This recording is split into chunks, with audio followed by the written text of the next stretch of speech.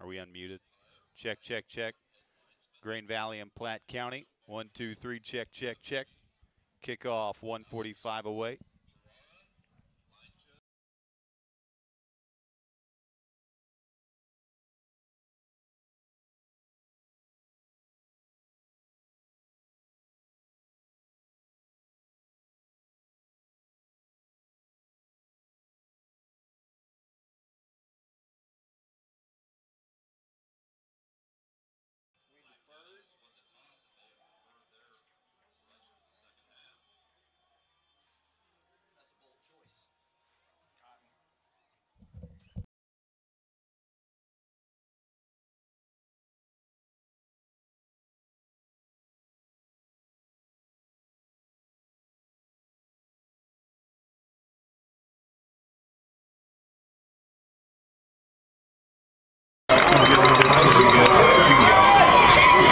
Ladies and gentlemen, who's ready for some football?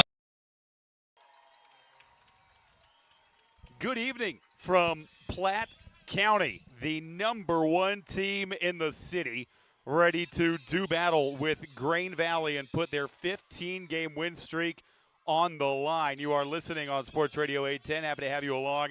Tim Spurl, Jeremy Crabtree. Jeremy, best team in the city. Yeah. Getting ready to suit it up again tonight. Yeah, every decade or so, we're blessed in Kansas City to have all the stars align and see teams go on back-to-back state championship runs. We're talking teams like Kearney, Harrisonville, Ray Peck, Platte County in the early 2000s, Blue Springs in the 2010s, and Rockhurst back in the 80s.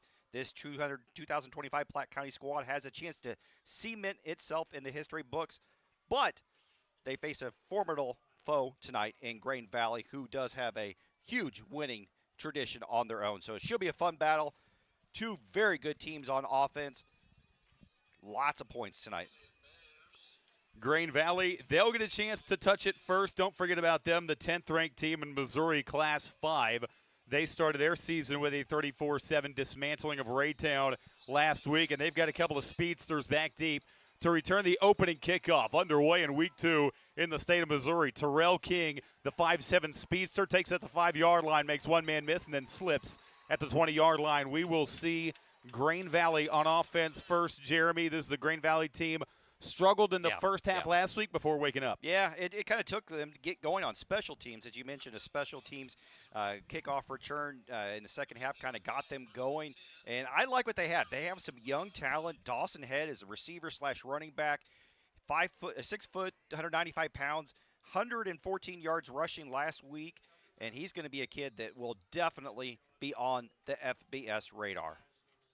Grain Valley starts out of the shotgun. They're going to give it straight up the gut to their star running back, Amua, who breaks a couple of tackles and bashes straight ahead for 11 out to the 31. He's the key to this offense. Yeah, I was getting ready to say Amua is a guy also to keep a good eye on. Not very big, only 5'9", 175, but did put up 6.6 yards a tote last week and 667 yards and 7 touchdowns last season. He's a guy, if they can get him going against an inexperienced front from Platte County, should be interesting to see what happens tonight. They fake to Amua. This time it's Chase near the quarterback on the RPO behind right guard. He wiggles out to the 39-yard line, called out a gain of 8. Yeah, we're going to see two quarterbacks tonight, Neer and Morris.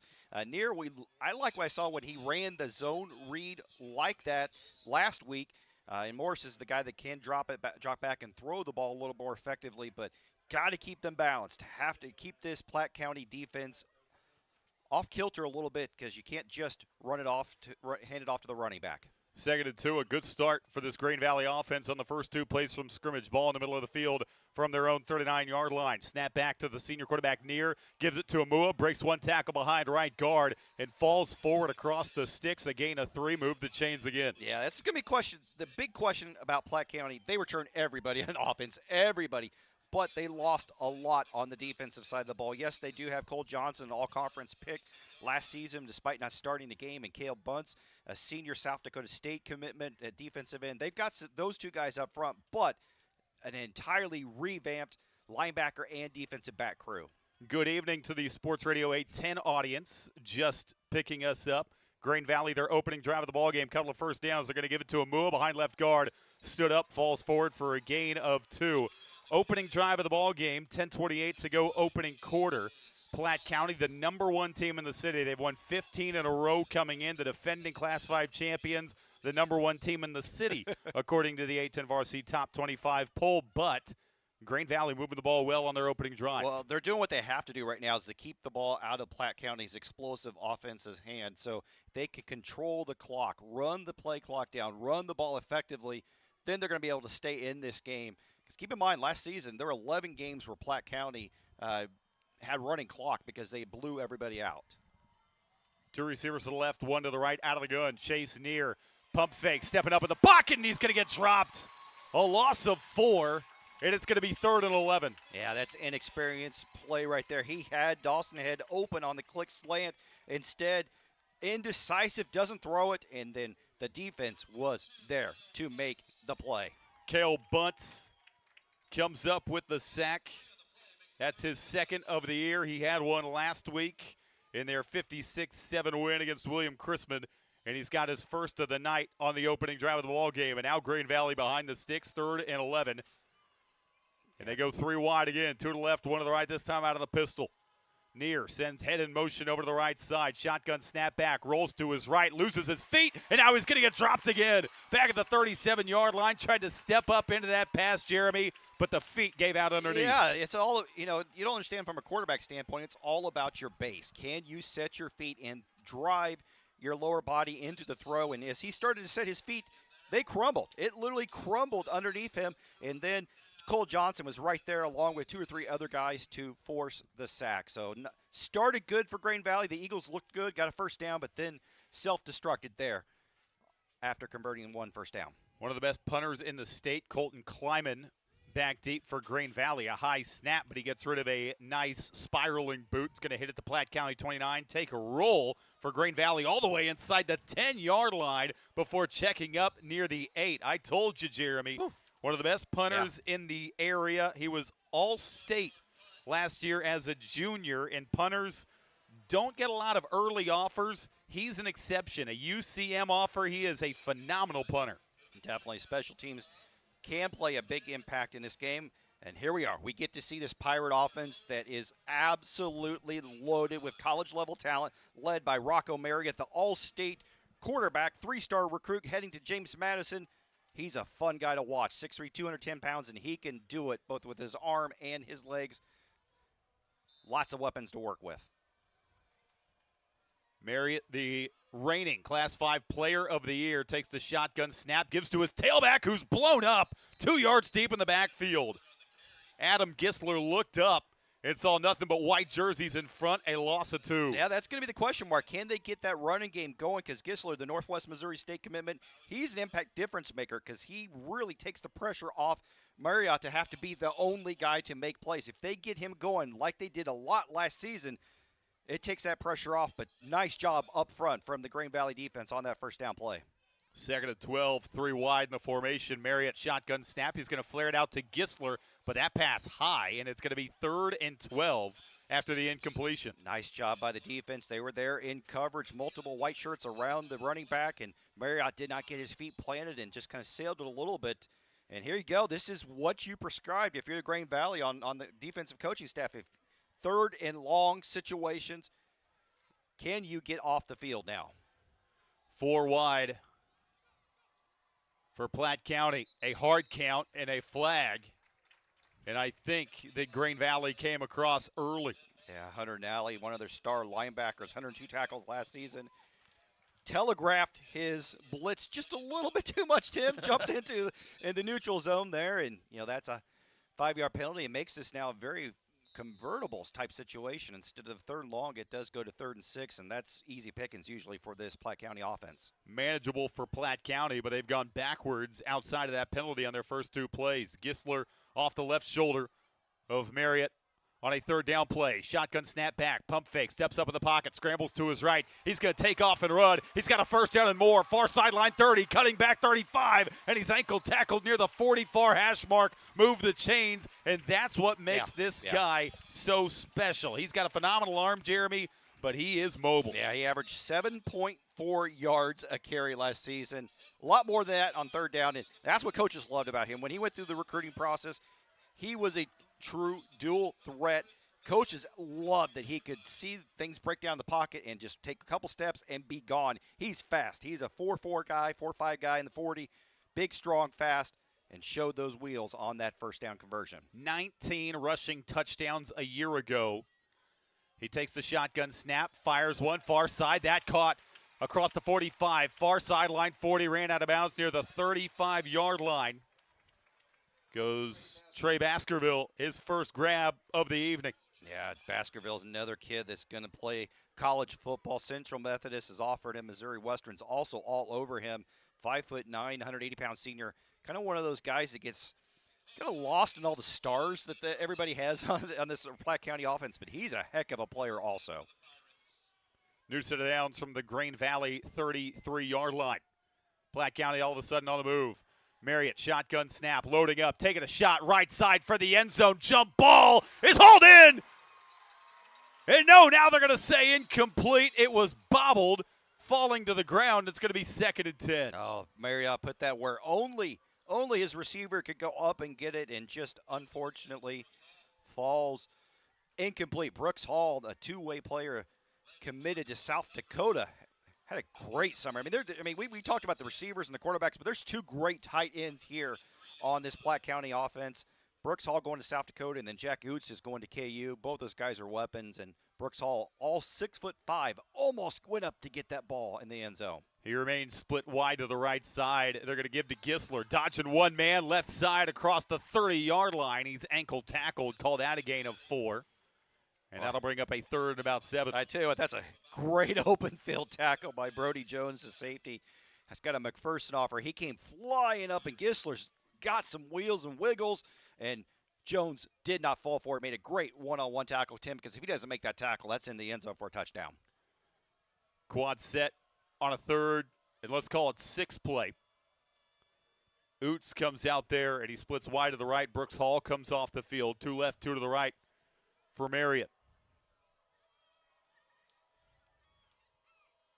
Shotgun snap back. Blitz is on. Has time. Rainbows deep down the middle of the field. Caught! Touchdown! Just like that, Platte County is on the board. Braden Stevens, the touchdown grab. And there go the Pirates. Yeah, Braden Stevens, arguably the fastest man in the state of Missouri, still playing high school football.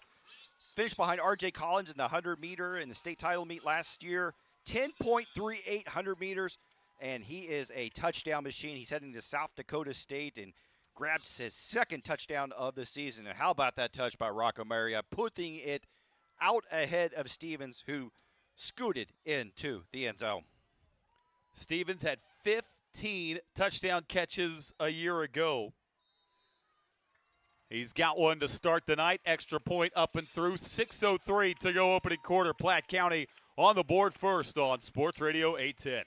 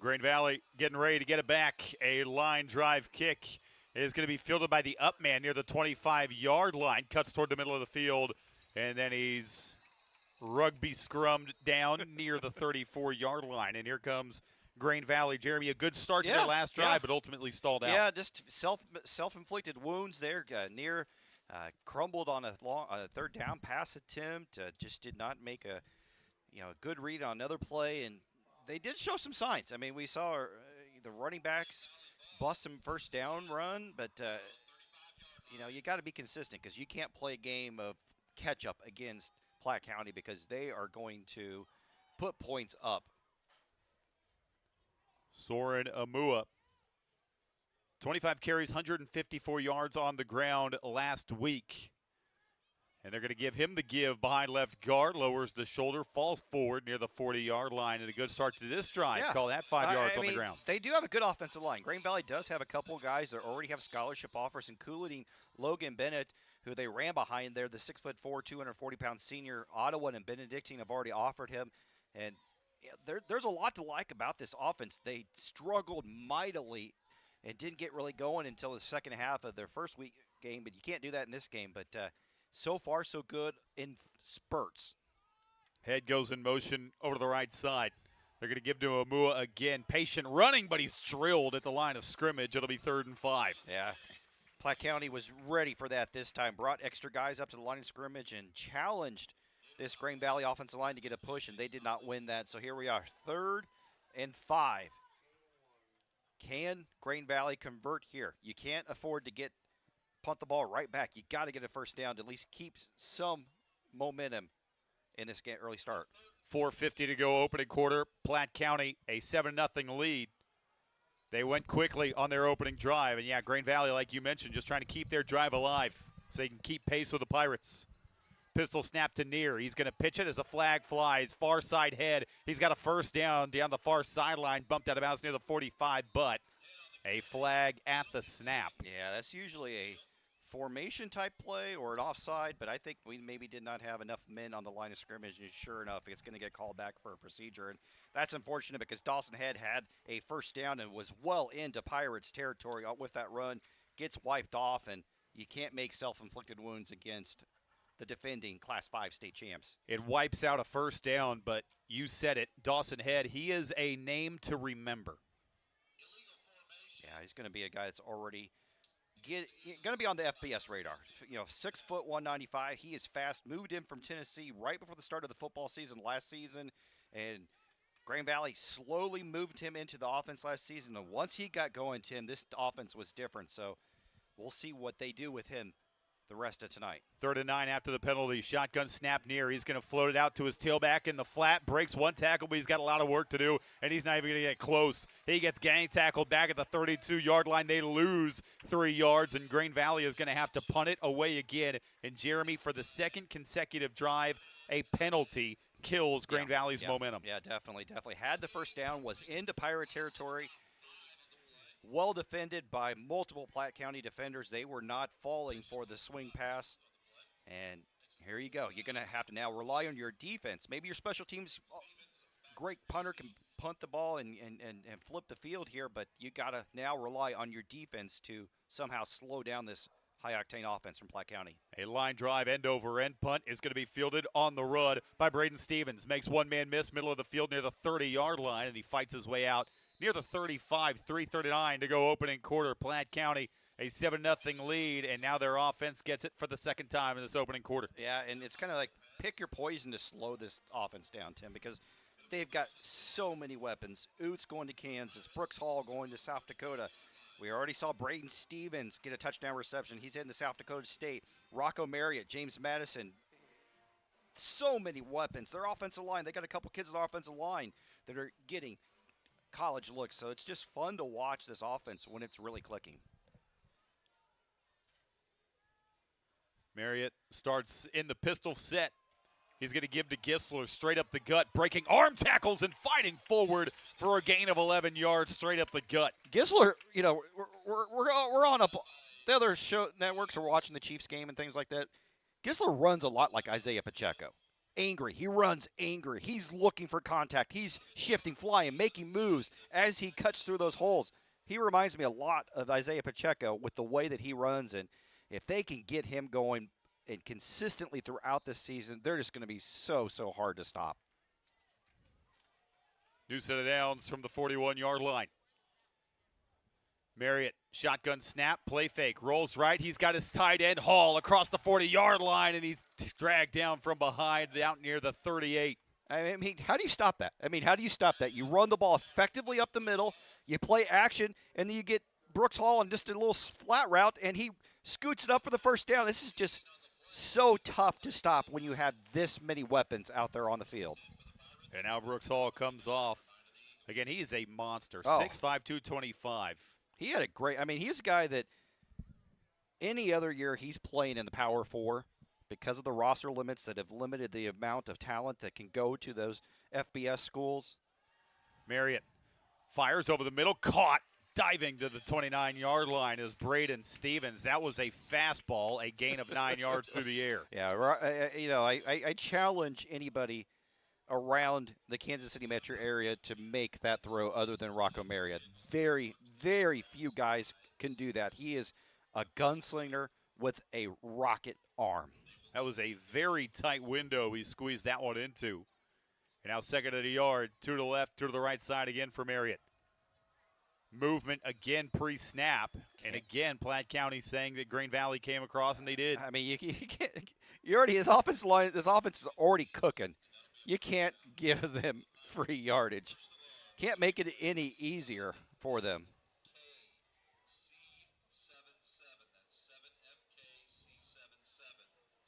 So they go from a 2nd and 1 to a new set of downs at the Green Valley 25-yard line. 2:21 to go opening quarter. In a 7-0 Pirates advantage. This time they go 1 left, 2 right. Gisler remains in the backfield. They're going to fake it to him. Marriott's going to step up in the pocket, run left, break 1 tackle inside the 15-yard line near the 10. He lowers the shoulder and trucks a defender down to the 5. It's going to be 1st and goal. I mean, what do you do if you're Green Valley? Grant Bird thought he had Rocco Marriott in the backfield for a tackle for a loss. He was getting ready to wrap him up. Next thing you know, Rocco Marriott's scooting around the left side with his speed and elusiveness for another 1st down. This is just so fun to watch. This is what a high-level Division I quarterback looks like. He is putting on a show early and often tonight. And he finished through the chest He of did. the DB that tried to take him down the open field. 1st and goal. They call him down at the 7-yard line of Green Valley. Marriott gives to Gisler, running right side, and he is drugged down near the line of scrimmage. It'll be 2nd down. There you go. Hunter Nally, who had the jumped off sides earlier, does make a great play, scraping, following the play over to the right.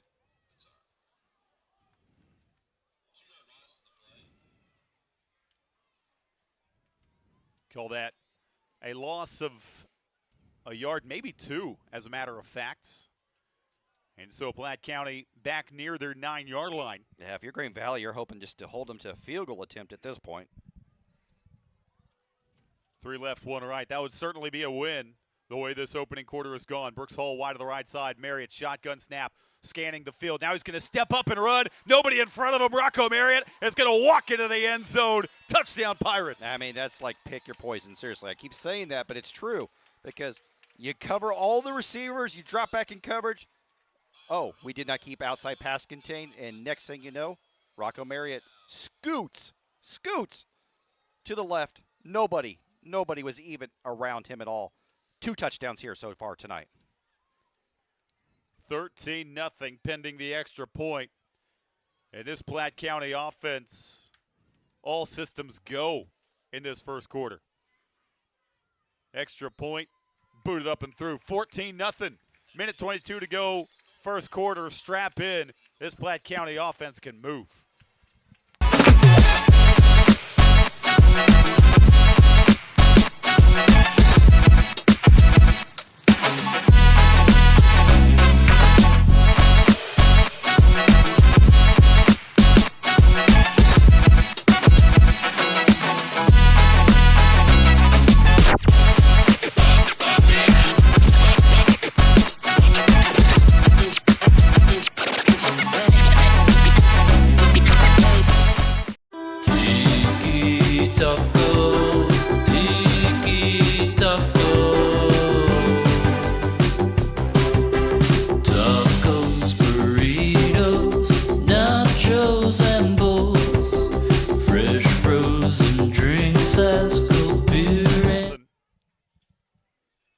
Platte County a 2-touchdown advantage.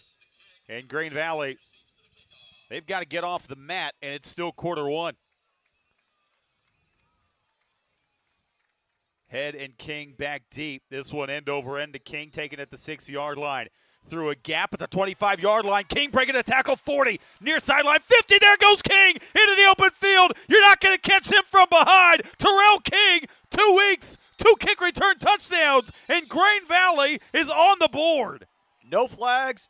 What a cut. Read the block perfectly. Great special teams play. That's how you stay in games against the defending state champs.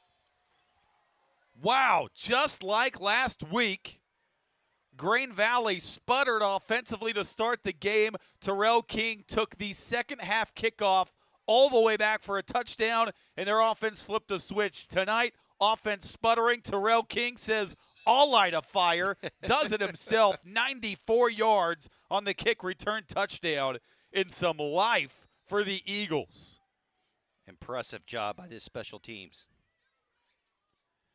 Extra point is pushed up and through. And just like that, Grain Valley is back within 7. 109 to go opening quarter on Sports Radio 810. Tiki taco, tiki taco.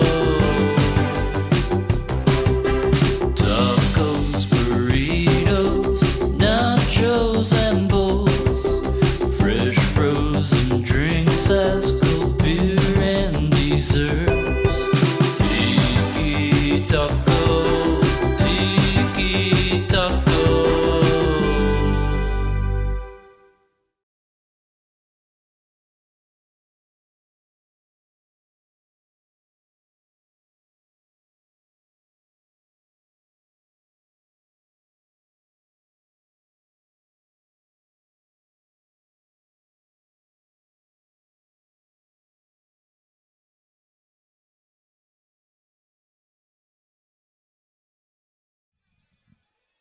So, Grain Valley with a massive answer in this opening quarter. They were reeling, Jeremy, but a Terrell King kick return touchdown has made it a 14-7 game. Yeah, that was just well blocked, well performed on every aspect. And King's not very big. He's listed at 5'7", 130. That 130 might be a little generous, but I tell you what, he's got some wheels. End over end kick is going to be taken at the 1-yard line by Ty Christopher. Near side across the 20-yard line. 25 through a hole, breaks a tackle. 40, 45, midfield goes Christopher. Near sideline, 30, 20, 10. Ty Christopher. How about a second kick return touchdown in a row? Platte County immediately answers the bell. Anything that you can do, I could do better. What a great return. Well blocked. They had it set up to the left side. He was patient, Tim. He waited for some of his blocks to develop, and he found him and then took off. Going to have a celebration penalty in the end zone. Doesn't matter what. An electric play by the Pirates special team. Wow. Christopher houses it. You can't ask for more action in the first 12 minutes. It's been fun. It's been everything we expected. Platte County's offense is putting up points. We knew Grain Valley's special teams was elite. They put up points. But how about, that's the type of response that state champions have. They respond when called upon. When they have a negative play go against them, they responded and put up another touchdown. 99-yard kick return touchdown. A 14-point lead again for Platte County on Sports Radio 810 WHB. Look at you go. The one-trip grocery champ, snooze button resistor, master sock matcher. We know the daily grind can be tough, but amidst the hustle, we see you conquer it all. And at Scooters Coffee, we believe it's the little wins that deserve some big moments of joy. So go on, embrace that tiny triumph. You master parallel parker you. Take that victory lap and savor the sweet taste of success. Scooters Coffee, you didn't just order it, you earned it.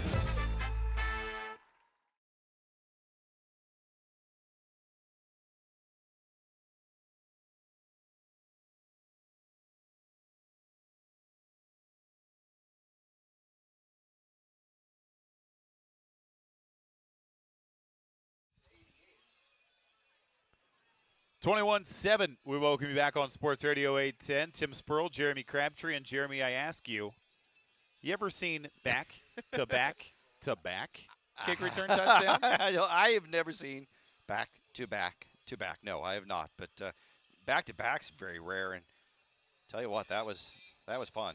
And now Platte County has no choice but to kick it to Grain Valley and Terrell King because of the penalty on their kick return touchdown. So one of these two dangerous return men is going to have a chance for Grain Valley. Yeah, Christopher just got a little bit, enjoyed the celebration just a little bit too much.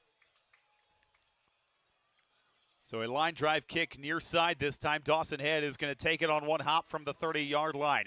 Head is going to wiggle through a small hole near the 37 and get stood up and driven back near the 40. And here comes that Grain Valley offense. Yeah. And unfortunately, a Pirate remains down.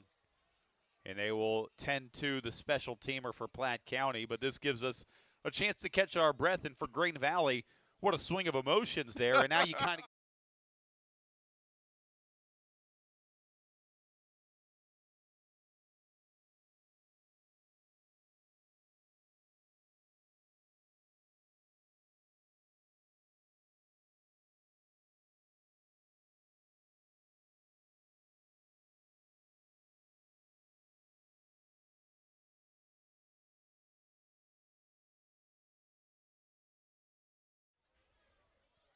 and the Pirate remains down at midfield. Haven't gotten a number for you definitively. 49 seconds to go in this opening quarter. Happy to have you along on Sports Radio 810. It has been a fast and furious opening quarter. 3 touchdowns in 25 seconds. So this has been fun. Rocco Marriott, the reigning Class 5 Player of the Year, threw a 30-yard touchdown pass on the opening drive. He ran one in on the following drive, and then we've got back-to-back kick return touchdowns following that rushing touchdown. I mean, there's no shortage of electric plays here tonight, and we kind of expected that. I mean, Platte County is just explosive all over the field. So many big-time players on offense that can just take it to the house. But it was kind of fun. It was kind of fun to see the Terrell King do his thing too. I mean, because he was explosive. That kickoff return last week against Raytown was very similar from a get a momentum back standpoint. But then, unfortunately, Platte County had an answer to Grain Valley's answer. And we remain with an injury on the field here, and we're going to go ahead and step aside on Sports Radio 810. It seems as if they are getting the cart, so a little bit more serious, unfortunately, than just an ankle turn. So we'll take a break on Sports Radio 810, come back after we tend to the injured player. 21-7 Platte County on the Sports Radio 810 High School Football Game of the Week.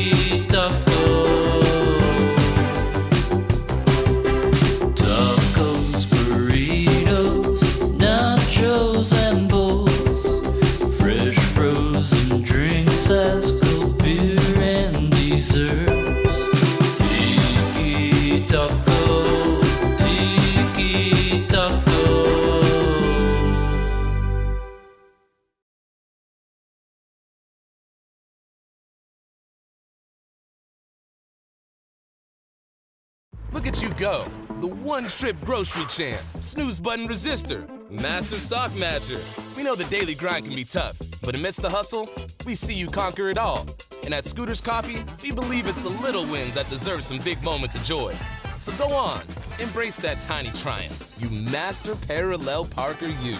Take that victory lap and savor the sweet taste of success. Scooters Coffee, you didn't just order it, you earned it.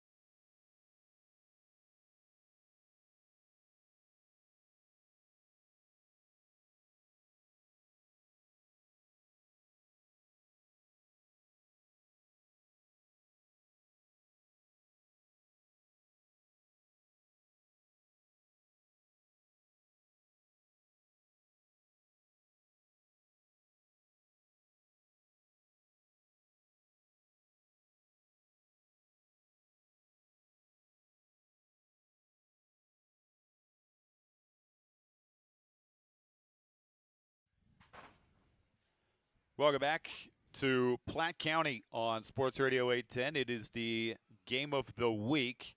Platte County, the top team in the city, according to Chad Rader in the 810varsity.com top 25 poll, taking on the 23rd ranked team in the city, Green Valley. They have got a 21-7 lead over Green Valley. Platte County does, with 49 seconds to go in this opening quarter. There is a man that remains on the field for Platte County. So they continue to tend to that injury, but this gives us a chance to catch you up on some of the scores going around this evening on week 2 of high school football in the state of Missouri, week 1 in the state of Kansas. So we are in full swing now, and That's good to be back. a quick look around the area, Jeremy, as we've got a little bit of time. Unfortunately, again, they are tending to him right now. They don't have the cart on the field yet, but several people of the training staff are working on the injured Pirate. Lee Summit, Blue Springs, that's a big game in Missouri Class 6. No score yet in the opening quarter. Other big games in Class 6, Lee Summit North. Interesting situation going on over there. Yeah. Jason Rogers resigned earlier in the week. They knew he wasn't going to coach the Staley game. He was already serving a 3-game suspension.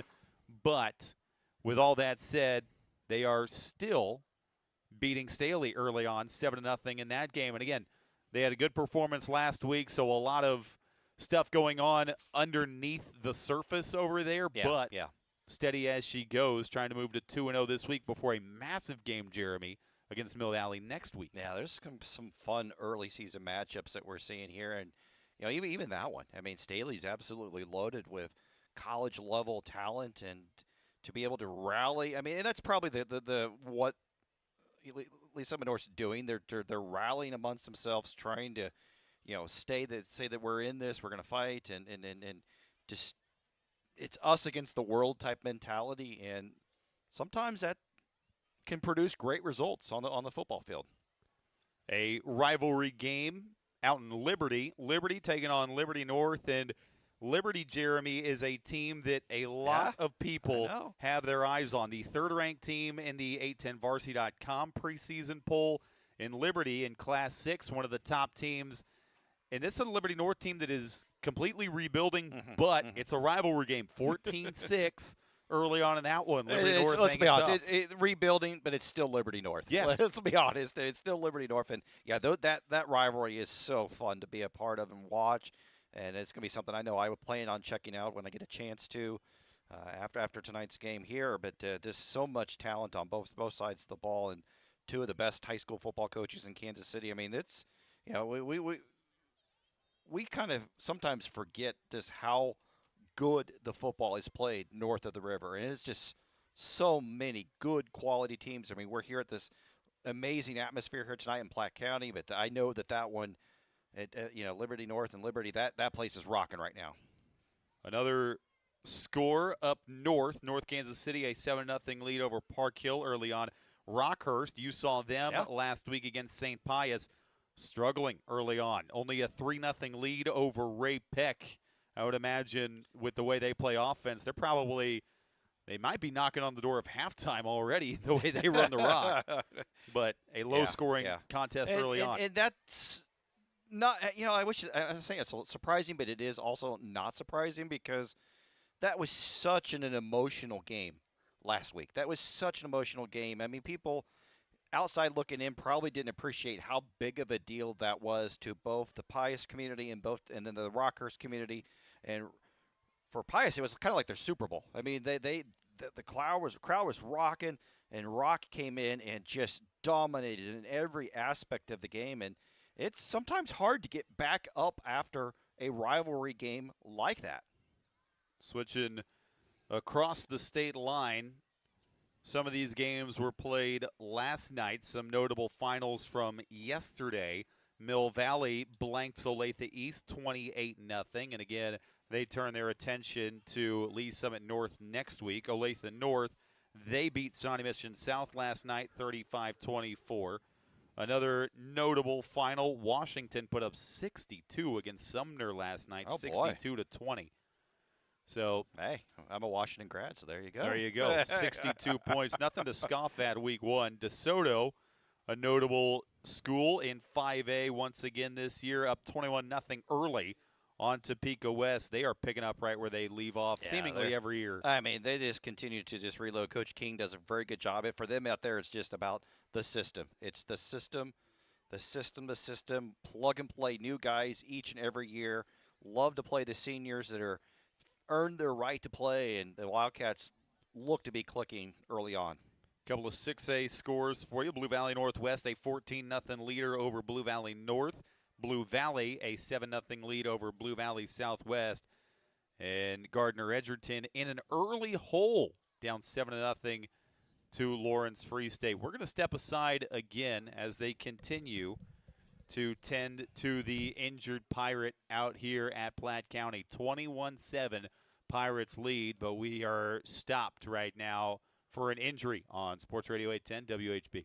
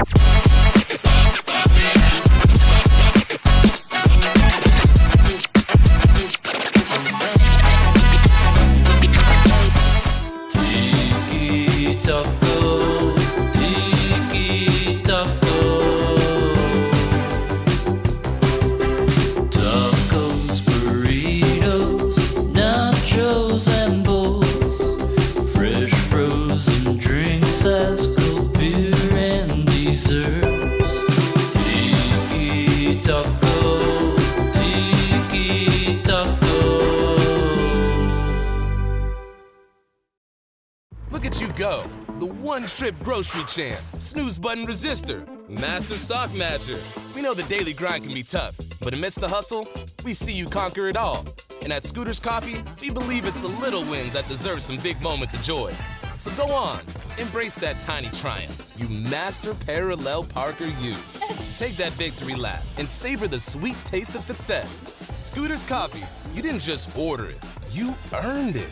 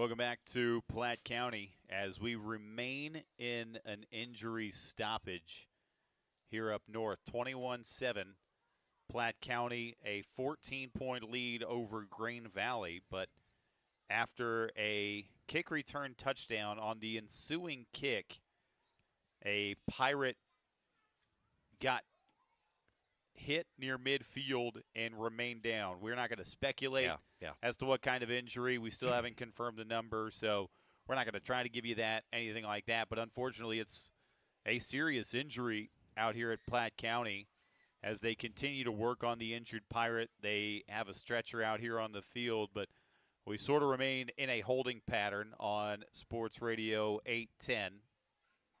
But, Jeremy, this gives us a chance to maybe reintroduce Platte County to people around the area that maybe not familiar or maybe just have us on. They decide they'd check out some high school football tonight because they want to look away from the Chiefs game. We don't blame you right now. It's not looking good. But, Jeremy, the top team in the city, the number one team in the preseason poll in Missouri Class 5, they've won 15 games in a row. They stormed their way to a state championship last year. Bill Oots, the head coach out here at Platte County, the coach of the year last year. Rocco Marriott, the quarterback of Platte County, the player of the year in Class 5 last season. This is the team to watch this year in Kansas City. Well, let's put it in perspective how jaw-droppingly efficient they were last season. Last season, Platte County put a running clock on 11 of 14 opponents, Tim. The closest final scores ended up being 28-13 over Fort Osage in Week 3 when the Indians scored on a touchdown in the final play of the game. And then the Class 5 semifinal when MICDS reached the end zone on their last offensive snap to go 44-30. And it's kind of scary is, Tim, they bring back so many weapons from last season. We've already talked a lot about it here in the broadcast. There's college-level talent everywhere. You've got the blue-chip quarterback in Rocco. You've got Braden Stevens, South Dakota State commit. You've got senior running back Adam Geisler, who's going to Northwest Missouri State. Then you got a pair of tight ends going to Kansas and to South Dakota. There's just so many weapons, and we don't see back-to-back too often in the Show Me State. We don't see back-to-back too often at the higher levels of classification in Missouri. And, I kind of routed off at the beginning. I mean, we have to go back. Here are the teams that have gone back-to-back here just in recent memory. Kearney, Harrisonville, and those were smaller schools back in the day, back at small classes. Ray Peck, and this Platte County team back in the early 2000s. Blue Springs did it with Kelly Donahoe in the 2010s, and Rockhurst did it back in the 1980s. That's it. So if you're able to go back-to-back and continue this ride with this magical group, it is something that will be for the history books. And, Jeremy, when you look at this schedule, and, again, Class 5 is no joke, and now Rockhurst joins Class 5, but when you look at Platte County's regular season schedule, Jeremy, just looking at it from a broad perspective, you love Platte County's odds in every game this year. Yeah, there might be a lot more running clocks coming up. Let's be brutally honest. It was last week against Chrisman 56-7, and the starters didn't play much past the first quarter. Fort Osage, proud program, but not quite the same Fort O as it's been in the past. Washburn Rural over on the Kansas side, they're not as good as, all the Topeka talent is not at Washburn Rural anymore. Belton, Smithville, at Truman, Rusk, and Raytown. They're not going to really they're probably not going to get pushed until they get to the Class 5A District 8 playoffs, which is Fort Osage, Rockhurst, Pius, Truman, Chrisman, and Winnetonka. It's there for the taking again. It seems to be kind of everybody in Platte County. I know that a lot of folks up here. We're working with a lot of the folks at Rat Coach up here in this Platte County squad, and they paid attention when Rockers got added to the district. Yeah. That opened up a lot of eyes. But it's something that if they get to that point, I know that's something that they're relishing. And who wouldn't want to call a playoff game between Rockhurst and Platte County here come October. I mean, who wouldn't want that opportunity? It would be, I guess early November. It would be a great, great atmosphere. I mean, the life's been sucked out a little bit of here tonight because of this injury, but this was an electric crowd. This community shows up. There's people on the hill. There's, the band's over there in the end zone. It's a great, great setting. If you never watched a high school football game up in Platte County, you owe it to yourself if you're a high school football fan to come watch a game here. I tell you what, if we get to that point where Rockhurst and Platte County are playing for a district championship, dude, that's going to be something really, really fun to check out. And again, they reclassified everybody last week. I think they did it on Friday. And I was talking with Chad Rader at A10 Varsity about that. I mean, and I know Missouri does that, and it's been what they do, but it still blows my mind that they do the classifications and release them, just hours before kickoff of the season. So it's just fascinating. I always wondered why they do that. I've never quite got a personal explanation, but it is what it is. And you know what? Championship teams relish those opportunities. Championships teams like Coach Utz has got here, they want that opportunity. They want the ability to go and test themselves against the best of the best. And, everybody knows in Kansas City, history tells you Rockhurst is that program. And funny enough, when Chad Rader over at A10 Varsity released his first state rankings, wouldn't you know it, 1-2 now in Missouri Class 5, Platte County, Rockhurst. And I tell you what, Tim, Rock looked really good last week. Rock looked really, really good. They really rained on Pius's parade. Still in an injury timeout here in Platte County. 21-7, Platte County out to a 14-point lead, but we have been in a stoppage for roughly the last 20 minutes or so as they continue to work on the injured Pirate. Yeah, it's going to be an emotional check for this Platte County team when they get back out on the field to rebound. I mean, can they get emotionally? I mean, this is one of their comrades. This is one of the guys that they battled all off season through 100-degree days and 7-on-7s and you name it. This is stuff that they battled with these guys, and to see one of your teammates on the ground being attended to by the medical staff for this long, it's got to be an emotional roller coaster for them right now. And the key is, how do you rebound and get back up after this happens? We're going to step aside one more time. Again, 14-point Platte County lead, as still tending to the injured Pirate out here at Platte County. It's the Sports Radio 810 High School Football Game of the Week.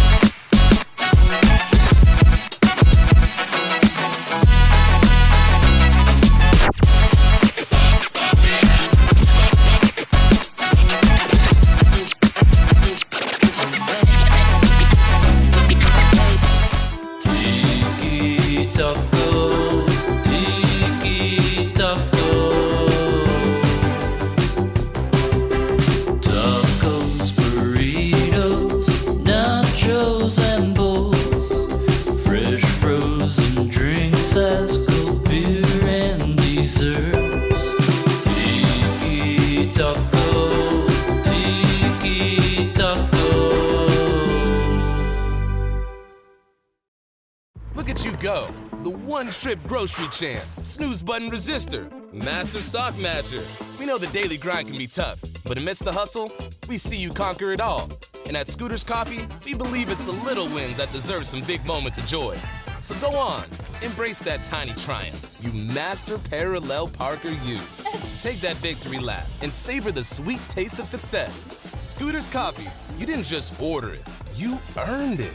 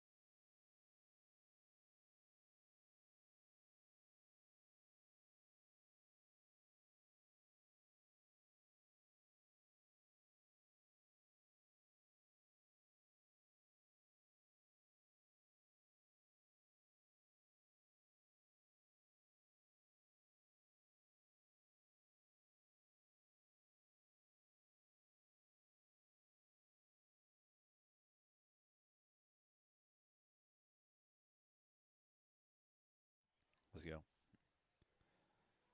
Back from Platte County, 21-7 on Sports Radio 810. And again, we have been in a stoppage for roughly the last 30 minutes. Yeah, right about 30 now. And we welcome back our Sports Radio 810 audience. 14-point Platte County lead. And the good news is they do have the injured Pirate up on the stretcher. It was Grant Fadler. They went ahead and announced it to the stadium. So probably okay for us to let you know who the player is. They have got his arm in an air cast. So I understand in a 30-minute stoppage, you get very concerned. Yeah. And I'm not saying that an arm injury is good. It was a serious injury. But, again, we've seen some very scary moments. And when they take that long, I mean, your heart stops. And it's a serious injury. They've got that arm fully casted up. But that's what's going on. So now they are taking him out with the stretcher. They're going to put 3 minutes on the clock, let these teams warm up. And now, Jeremy, unfortunately, we've seen a handful of these while we've done these games together, and it's a shock to the system for both teams. It's never fun. It's not a fun thing, and Grant Fadler is a senior, a backup receiver. He's probably had to pay his dues and has been a part of his program. And like I said earlier, I mean, these guys have all battled all summer through the heat, sweated together and been in countless hours in the weight room, and it's hard. It's hard. It's like a punch to the gut. And now you have to find a way to come back and play football. I mean, we're still in the first quarter, Tim. We still have a lot of football left to play here. And if you're Platte County, it's now, kind of gut check time to see if you can find a way to respond. And, I mean, this place was rocking, Jeremy. Remember, to begin the night, it's their home opener, massive expectations, the #1 team in the state, a 15-game win streak. This place is absolutely packed out. It's a party out here on a Friday, hovering around 60 degrees. You could not have asked for a better atmosphere tonight. And, all of a sudden, a 30-minute break for a very serious injury, and we wish nothing but the best, obviously, for Grant Fadler, and I would imagine that sentiment is shared across the way by the Green Valley players, the Green Valley fans that made their way out here. But, now you've got to, you got to go play a football game. Yeah, definitely. And, it's kind of, unfortunately, kind of sucked a lot of degrees right now. This is late October football weather. I mean, people are in sweatshirts, and this is, it felt really good here coming into the electric atmosphere, and just unfortunately, that is, that some of that's been sucked out, life's been sucked out of life a little bit. But we're going to try to strap it back up and hit the reset button. And remember, right before that injury, we had back-to-back kick return touchdowns. 3 scores in 25 seconds. Yeah. So, it was fun. We were having a good time. But we caught our breath over the last 30 minutes, and it'll be Green Valley football near their own 40-yard line. Remember, that injury occurred on the ensuing kickoff for Green Valley. They took it out to the 40, and that's where they're going to have to hit the reset. And, Jeremy, if you're that Green Valley coaching staff, David Alley and company over there, you're able to come up with maybe a new game plan. Yeah, you have to do something. I think you got to find a way to get Terrell Keene and Dawson Head the football, your 2 dynamic playmakers at receiver. The running attack really, it's shown a few flashes here and there, but you got to find a way, whether it's end arounds, whether it's quick hitches. You got to get 88 and 1 the ball. You got to get Keene and Head the ball and let them, do their magic, because both those guys are extremely fast. And if you're looking for a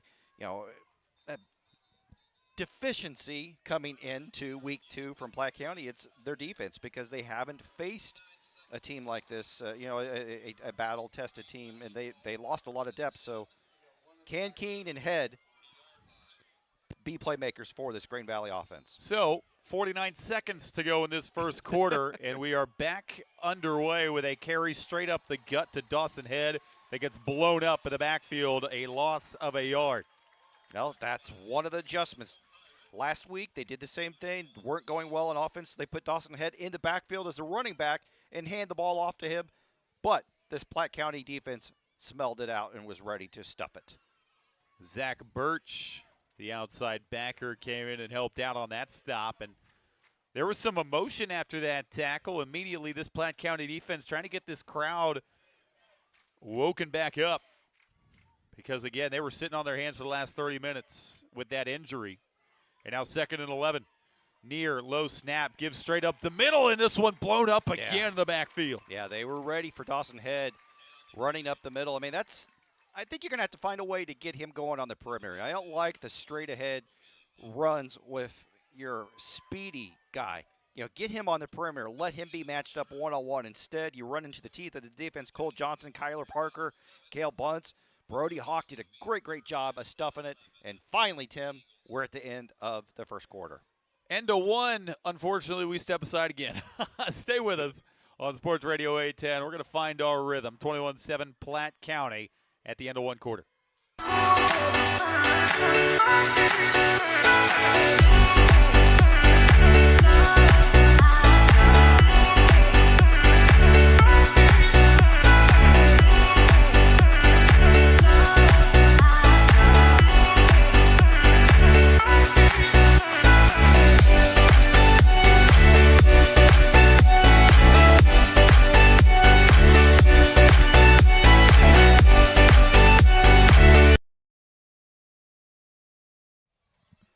back from Platte County. 14-point Pirates lead. Grain Valley with a 3rd and 12 to open up this second quarter. Well, not what you want. Not where they want to be. This is an offense that likes to keep it on the ground. They like to put stress on you with those running backs, but they don't like to go to the air on a 3rd and long. Near, straight drop. He's going to set up a screen, and he overshot the backup tailback, incomplete. It's going to be 4th down, and Grain Valley is going to go 3 and out. Yeah, they tried the safe screen pass, but Cole Johnson sniffed it out. I mean, he realized, wait, I'm not being blocked. Maybe I should pay attention to the screen. Read his tendencies perfectly and was right there to make the pass breakup. Good job by this Platte County defense, responding back and showing some emotion after that injury. Colton Kleiman, the all-state punter from a season ago, lets go of another line drive. Stevens fields this near the 22-yard line, makes a move, far sideline. He sprints out of bounds near the 33. And here comes that Platte County offense, Jeremy. It's been incredible so far. We've only seen him on the field twice, but Rocco Marriott has been phenomenal. Yeah, Marriott with a touchdown pass to Braden Stevens and then a touchdown run on a scramble. He's the total package. Hey, how about this stat line? 4 for 6 through the air, 79 yards and a touchdown, 3 carries for 56 yards and a touchdown. That's not bad at all. Not bad at all. For the James Madison commit. 1st and 10, Marriott. Shotgun snap, has time. Rainbows deep down the middle of the field. That is overshot by a foot. He was looking for Ty Christopher, who had the DB beat. Oh, boy, oh, boy, oh, boy. They're going to want that one back, and that would have pumped some life immediately back into this crowd. He had Ty Christopher and just overthrew him slightly. So now 2nd and 10 for the Pirates. A rare overthrow because he has got some speed on the edge. These receivers can track it down. 2nd and 10. Stretch play to Gisler, running right side, bounces it to the edge. 35-40 with a stiff arm. He's running out of bounds near midfield and into Grain Valley territory near the 45. You mentioned the stiff arm by Gisler. Oh, my gosh. He put a hurting on the defensive back that tried to come up and get him. That's Peyton Andorfer. Sorry to have to mention your name, Peyton, but you just got stiff-armed. And Gisler just power runner, angry runner. And this offense is just so complete when you have that 1-2 punch with Marriott and then Gisler going. Gisler wildly efficient last week. 8 carries, 57 yards, and 2 touchdowns on the ground. He's picking up where he left off. 11:33 to go second quarter. Backup tailback in the game. Marriott, RPO. He's going to roll to the right side. He's going to fire sideline. That made across the 25-yard line goes Brooks Hall down the sideline. I mean, we've seen Patrick Mahomes do that. Scramble, scramble, scramble, and then you find your tight end wide open in the flat, and there is a flag on the far side. So, they're going to call it back, an eligible man downfield.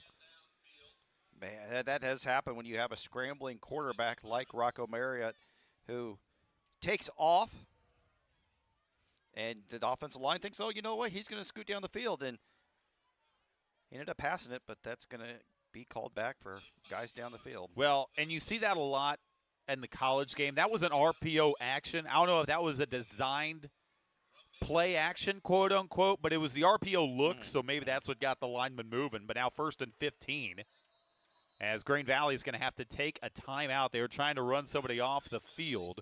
11:16 to go second quarter. And for the second time all night, Platte County technically behind the sticks. They were behind the sticks on their opening drive of the ball game. Remember, they had a 2nd and 12. But other than that, they have stayed ahead of the chains, and that's what makes this offense so good. They're just so wildly efficient. They've got so many weapons, but people overlook the fact that, well, they don't overcomplicate things here. Bill Oots knows what he's doing. He plays to his strengths, and they are very efficient. And, again, they stay ahead of the chains. This is a team that does not beat themselves. No, they do not. They do not. They do not make mistakes. They've got they win the hidden yards. They just do everything right from a championship pedigree standpoint. I mean, it helps when you got college-level players all over the field, but it's those hidden yards. So Rocco Marriott in company. Out of the timeout, 1st and 15. After the ineligible downfield. They go empty set, 3 left, 2 right. Marriott, shotgun snap, blitzes on, steps up into the rush. He is going to fire down the sideline, caught by Hall across the 30, lowers the shoulder to the 25, and he's dragged down. Takes a late hit after the whistle, no flag, as it'll be 1st and 10 near the 24, and now the refs sprint in to break the players up. Yeah, what a quarterback's best friend is when you got a 6'5", 225-pound, sure-handed tight end. That's is a Division I recruit like Brooks Hall.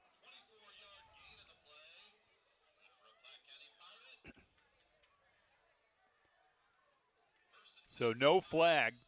They rule Brooks Hall down at the 26-yard line after all that pushing and shoving. And the Pirates knocking on the door of the red zone. Marriott checking the signs from the sideline. Gisler, his deep back, is going to get the give straight up the gut. He gets leveled, loses the football. Green Valley saying they have it. Do they? They do. A turnover on a massive hit up the gut. Gisler coughs it up, and the Eagles have their first takeaway of the night. I think that's senior linebacker Hunter Nally who made the hit, and then the defense scrambles to the football and recovers. Yeah, Gisler doesn't put the ball on the ground. He's a sure-handed running back. But Hunter Nally, the star of this defense, him and Brody Jones, they're the 2 stars on this defense. And your senior linebacker comes up with a huge play to turn the ball over. I mean, Gisler got popped. You don't see a lot of hits like that. He went backwards. The ball went the other way. And Green Valley back in business from their own 21-yard line, trying to get this offense on track. Chase Neer, pistol snap, gives it straight up the gut, bouncing off a tackler and falling forward near the 25 is Amua. Yeah, they just cannot get that offensive running attack going. Amua, head, Neer. I mean, just nothing is working from a run game standpoint. 2nd and 5, 10-18 to go second quarter. Green Valley, again, started very slow last week. They had 3 points at the halftime break against Raytown. They scored 31 in the second half. They need to get the offense going before they're playing from too far behind. Neer fires an out route, incomplete, nowhere close, and it's going to be 3rd and 5. Yeah, the tight end, Nally, who's playing both ways, one of the few guys that plays both ways for Green Valley. He was open. The pass, as you said, nowhere near number 25. Green Valley played 2 quarterbacks last week. Granted, they played their backup quarterback, Cohen Morris, late in that 4th quarter when they had that game in hand, but he completed 3 of 5 passes. Near only 3 of 8 through the air last week. You wonder if a quarterback change could potentially spark this offense. 3rd and 5, Green Valley trying to keep this drive alive. They're going to keep it on the ground with Amua. Bounces off one tackler, and he's spun down a yard deep in the backfield. And Green Valley going to go 3 and out again. That's a sign you don't have confidence in your quarterback. You hand the ball off. When the box is stacked, you got playmakers on the perimeter receiver. It's obvious at this point they don't have confidence in Neer to make that throw on 3rd and 5. Braden Stevens back deep, the dangerous return man for Platte County. Low snap, but another beautiful punt, spiraling end over end. Stevens drops it, falls on it at the 35, and that's where Platte County will take over. 9:16 to go second quarter, still up 14. Here comes Rocco Marriott and company. Yeah, Marriott, he's looked good tonight. Looked very, very good tonight. The offense was clicking. I mean, until the fumble there on that last drive. But Brooks Hall's had several very impressive catches. We've got Ty Christopher with a 99-yard touchdown kickoff return. We got Braden Stevens with a touchdown reception. So, I mean, this offense has definitely shown some flashes. From the 35-yard line, Pirates following that fumble on the last drive. Play fake. Marriott's going to flare it out to Stevens in the flat near side. Dodges one at the 40. Oh, a spin move at the 45, and he falls to the 48-yard line. Braden Stevens, elusive in the open field. He's fun to watch. He's fun to watch. We're working with him at RAC Coach and helped him go through the recruiting process. And, South Dakota State's getting themselves a really, really good one. Let's just put it this way, Tim. He had offers from K-State and Missouri to run track, but instead decided to go play college football at South Dakota State. And South Dakota State, they are a bad. very good program. Not bad. They're no slouch, as I'm sure people are familiar with around the area. New set of downs. Marriott blitz in his face, near side. That comeback route is complete to Hall, who fights his way near the 40-yard line before finally being whistled down. Gain of 12 yards. Jeremy, unguardable, if you had to put it in a word. Yeah, and that's just confidence in your tight end. That's confidence that Brooks Hall's going to come up with the reception. Marriott threw the ball before Hall even thought about turning around, put it in a perfect spot, and Hall comes up with another first down reception. I mean, 6'5", 225, and the corner out here is 5'8". Marriott, short drop, rainbows deep down the middle of the field, over the shoulder catch, touchdown. Ty Christopher, the speedster, has another grab. Well, how sure was Marriott that was going to be a touchdown, Tim? He threw the ball and then put his hands up in the air. He knew that was going to be 6. Perfect strike from way downtown, and that is why this offense is so tough to stop. Too easy for this offense in this first half.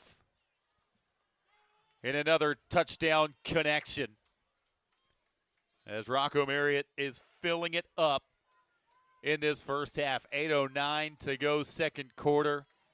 Extra point booted up and through. 28-7, a 21-point leader for the Pirates. The best player in the state in Class 5, looking like it tonight on Sports Radio 810.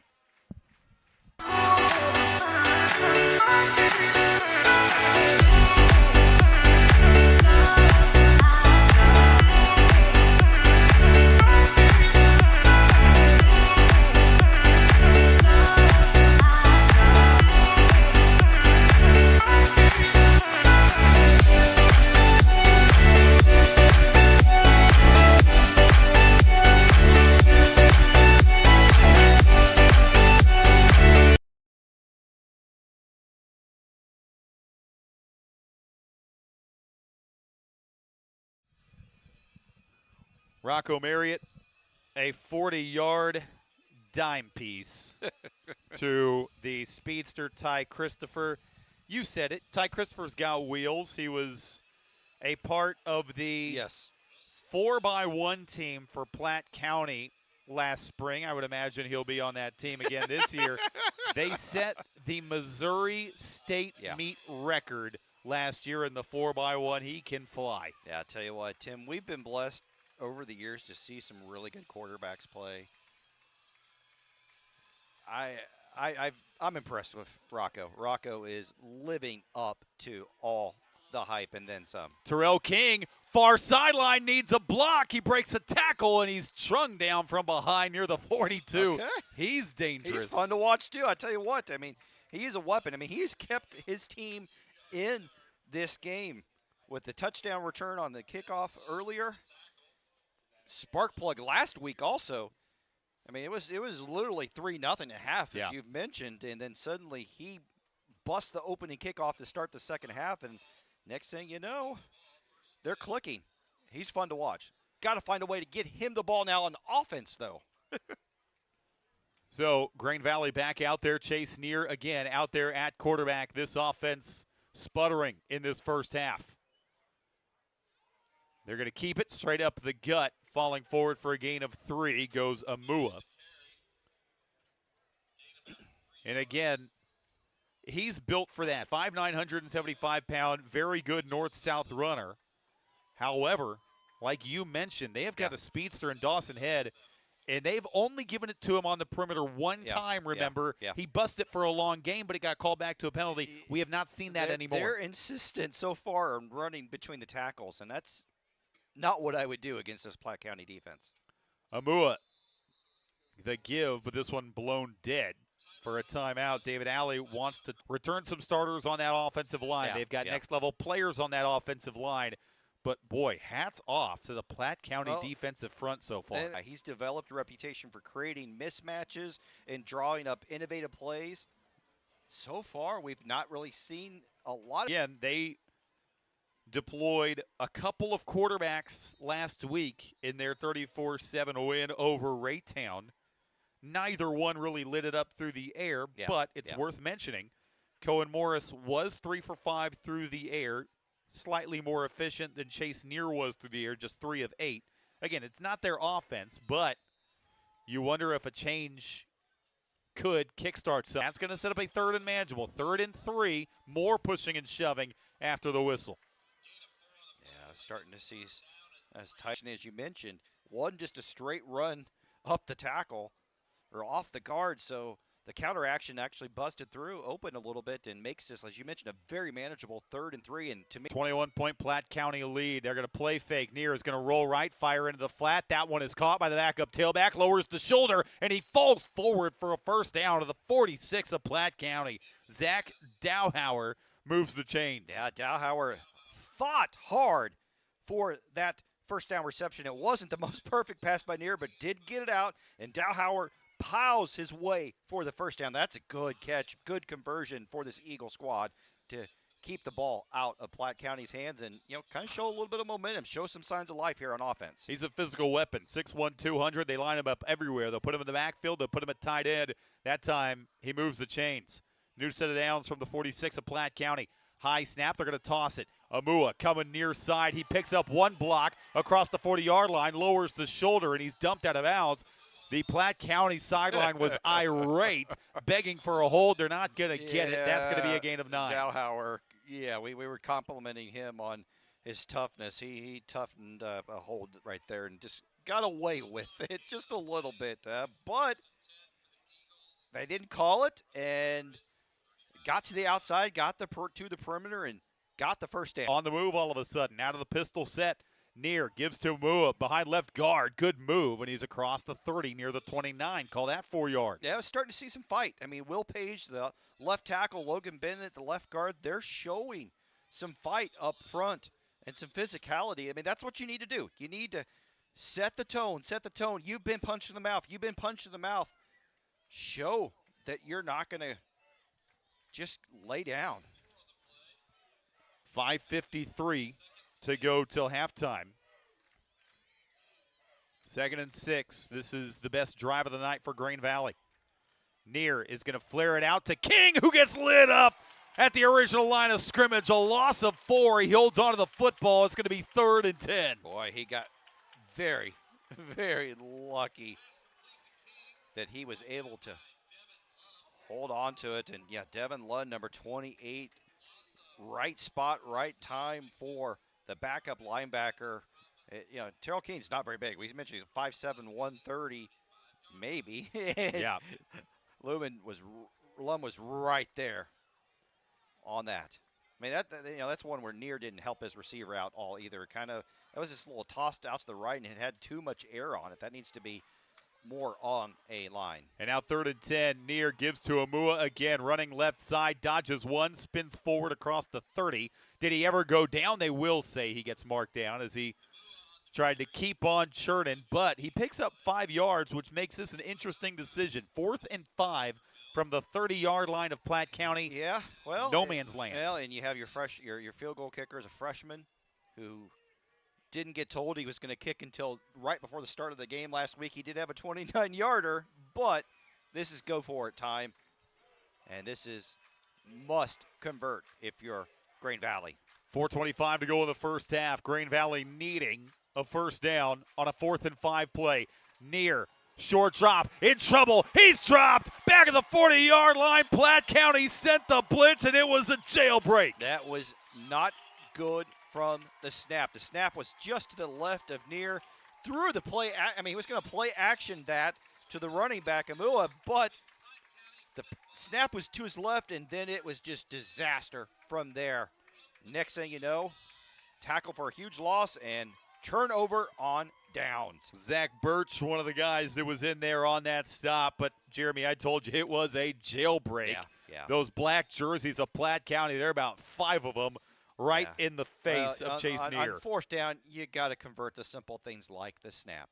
It's the simple things. They've done that a million times over the summer. And when you need it, fourth down and 5, just not able to convert and give Platte County the ball back. Marriott, shotgun snap, that pass high, tipped up into the air, and it falls harmlessly to the turf, incomplete. Jeremy, you said at the tail end of last drive, we have seen a lot of good quarterbacks. We haven't, I think that's a misunderstatement, or that's an understatement, rather. Yeah.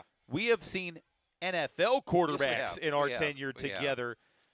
And again, I understand he's only in high school, but he stacks up to some of the Graham Mertzes that we've seen, the Drew Locks that we've seen. I think physically he's Skylar near that Thompson. level. We could go down the list, and unfortunately, we're in this new recruiting world where roster limits are a thing. We'll talk more about it here after the snap here. Shotgun snap on a 2nd and 10. Is going to fire one near side. Got caught and made by Brooks Hall. He's across the 40, out near the 35, and finally roped out of bounds. The tight end is eaten, and now a late flag comes in after he got shoved after going out of bounds. Yeah, Owen Hames tackled him just a bit out of bounds, 15 yards on the play. But going back to the whole situation, up to last year, Rocco's going Power 4, no question. 0 doubts at all. But with roster limits limiting FBS rosters to 105 players, college coaches are now going more at quarterbacks who are either 5 stars or in the transfer portal. Rocco's a guy that any other year he's playing somewhere big time. However, I think he's found a perfect fit at James Madison because James Madison, program on the rise, a program with a young coaching staff that is very forward-thinking from an offensive standpoint, and their stars on the rise, and so is Rocco's. Well, their quarterback now, case in point, phenomenal dual-threat quarterback, has a big arm, but they love what he can do with his legs. And I would imagine when they see Rocco, they see basically a carbon copy of what they've got. They're salivating getting this type of guy to come play for them. And Coach Hoots mentioned to me, James Madison loves this kid's desire to get better constantly. Let's be honest. He's playing with a chip on his shoulder through this whole thing because he was told, I'm not good enough to play at KU. I'm not good enough to play at K-State for some reason. Gives to Gisler running left side. Big hole, 25-20 into the open field. Say goodbye. Gisler has his first touchdown run of the night. All Pirates in this first half. Just when you try to defend the pass, and Brooks Hall's too, who is heading to Northwest Missouri State, and he goes out there and busts a long touchdown run. This offense is just clicking out there. And very few teams in Class 5. I don't care. Few teams in Class 6 on either side of the state line can handle that. 34-7. The extra point is hooked. And if Platte County is going to be upset about something, I guess you could be upset about that because everything else turning up their way. 3:55 to go second quarter. All Pirates on Sports Radio 810 WHB.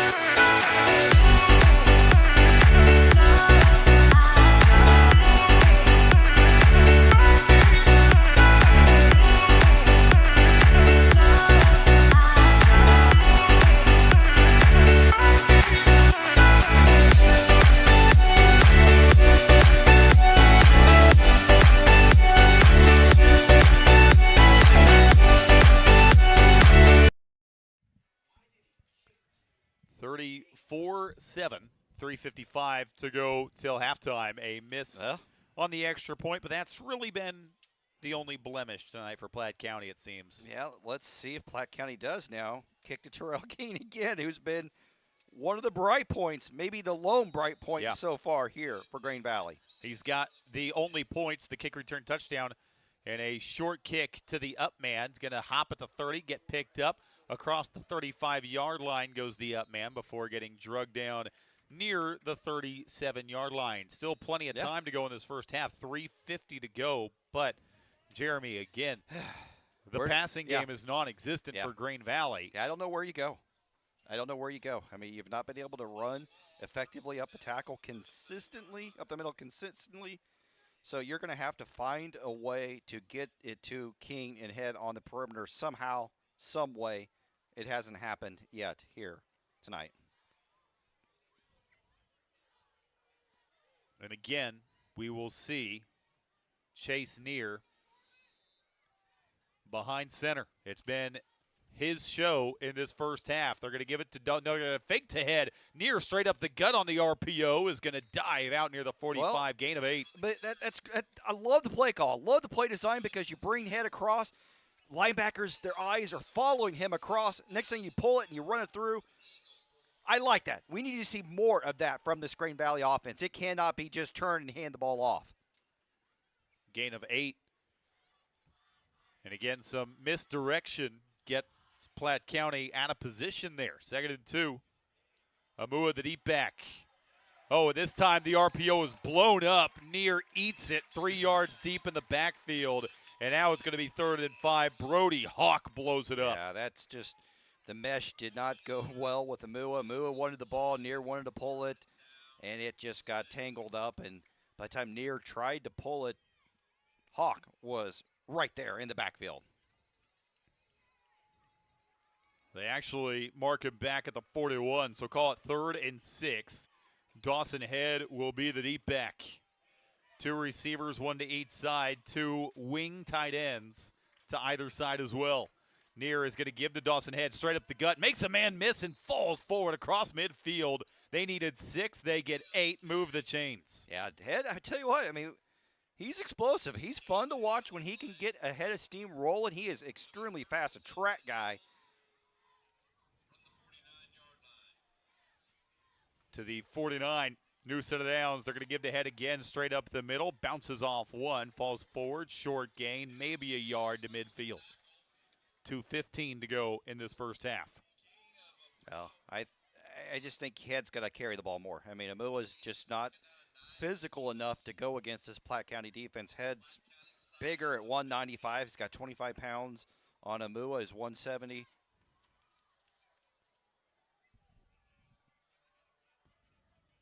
He's the deep back again behind Neer in the pistol. Neer is going to toss to Head, short side of the field. He is going to fall out of an ankle tackle and then get back to the line of scrimmage, where it'll be 3rd and 9. And again, Jeremy, the guy's got wheels. Yeah. But they pitch him into the short side of the field. Just getting ready to say that, Tim. I mean, it's a, sometimes coaches tend to outthink themselves sometimes. I mean, I get your speed guys space, you know? I mean, you know, as a K-State guy, we used to watch Bill Snyder run short side options, and it would just as a K-State fan, folks would just get so upset when he would see that. Why run option short side, short side, short side? Same thing, type of there. Yeah. You know, you got wheels, utilize Go to the them. wide side. Go to right. the wide side. I'm with you. Yeah. But easier said than done. There's a That is reason true. that we're up here and the coaches are down there. I mean, we're good at this. Coach Alley's a Hall of Fame head coach. I mean, so, you know, yeah. We get paid to second guess them. Oh. I tell you what, this has been fun. I mean, outside of the unfortunate injury to Grant Fadler, it's just been everything we thought it would be tonight, especially from a Platte County standpoint. They're fun to watch. Yeah, most of these games in the Metro are probably getting ready to start the 4th quarter. It's 8:36 in the evening. You're definitely coming out of halftime around the area. Snap back to Neer. Blitz is on, and the blitz gets home again. They sandwich Neer back at the 39-yard line. Brody Hawk with another big play. Did not have a sack as a junior. 7.5 tackles for a loss. Add his first sack for the season. What a play. Just turned and blew right by left tackle Will Page. And now, Jeremy, 90 seconds for Platte County. And that's an eternity. yeah. I mean, you're going to need a good punt here by your punter, your all-state punter. Do not let Braden Stevens field it. I mean, this needs to be anywhere away from Braden Stevens because, as we know, 10.38 in the 100 meters, he can turn it in a blink of an eye. And we don't need to make it. You don't need to make it any easier for Rocco out there. 10.38 in the 100 meters. And it was not even the fastest in the state either. So I can't get to my kitchen from my living room in 10.38 seconds. Yeah. That's incredible. Your house is that big? Or I'm that slow.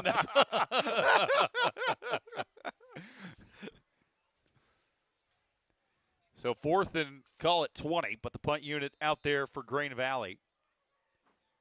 And again, the lethal Braden Stevens back deep.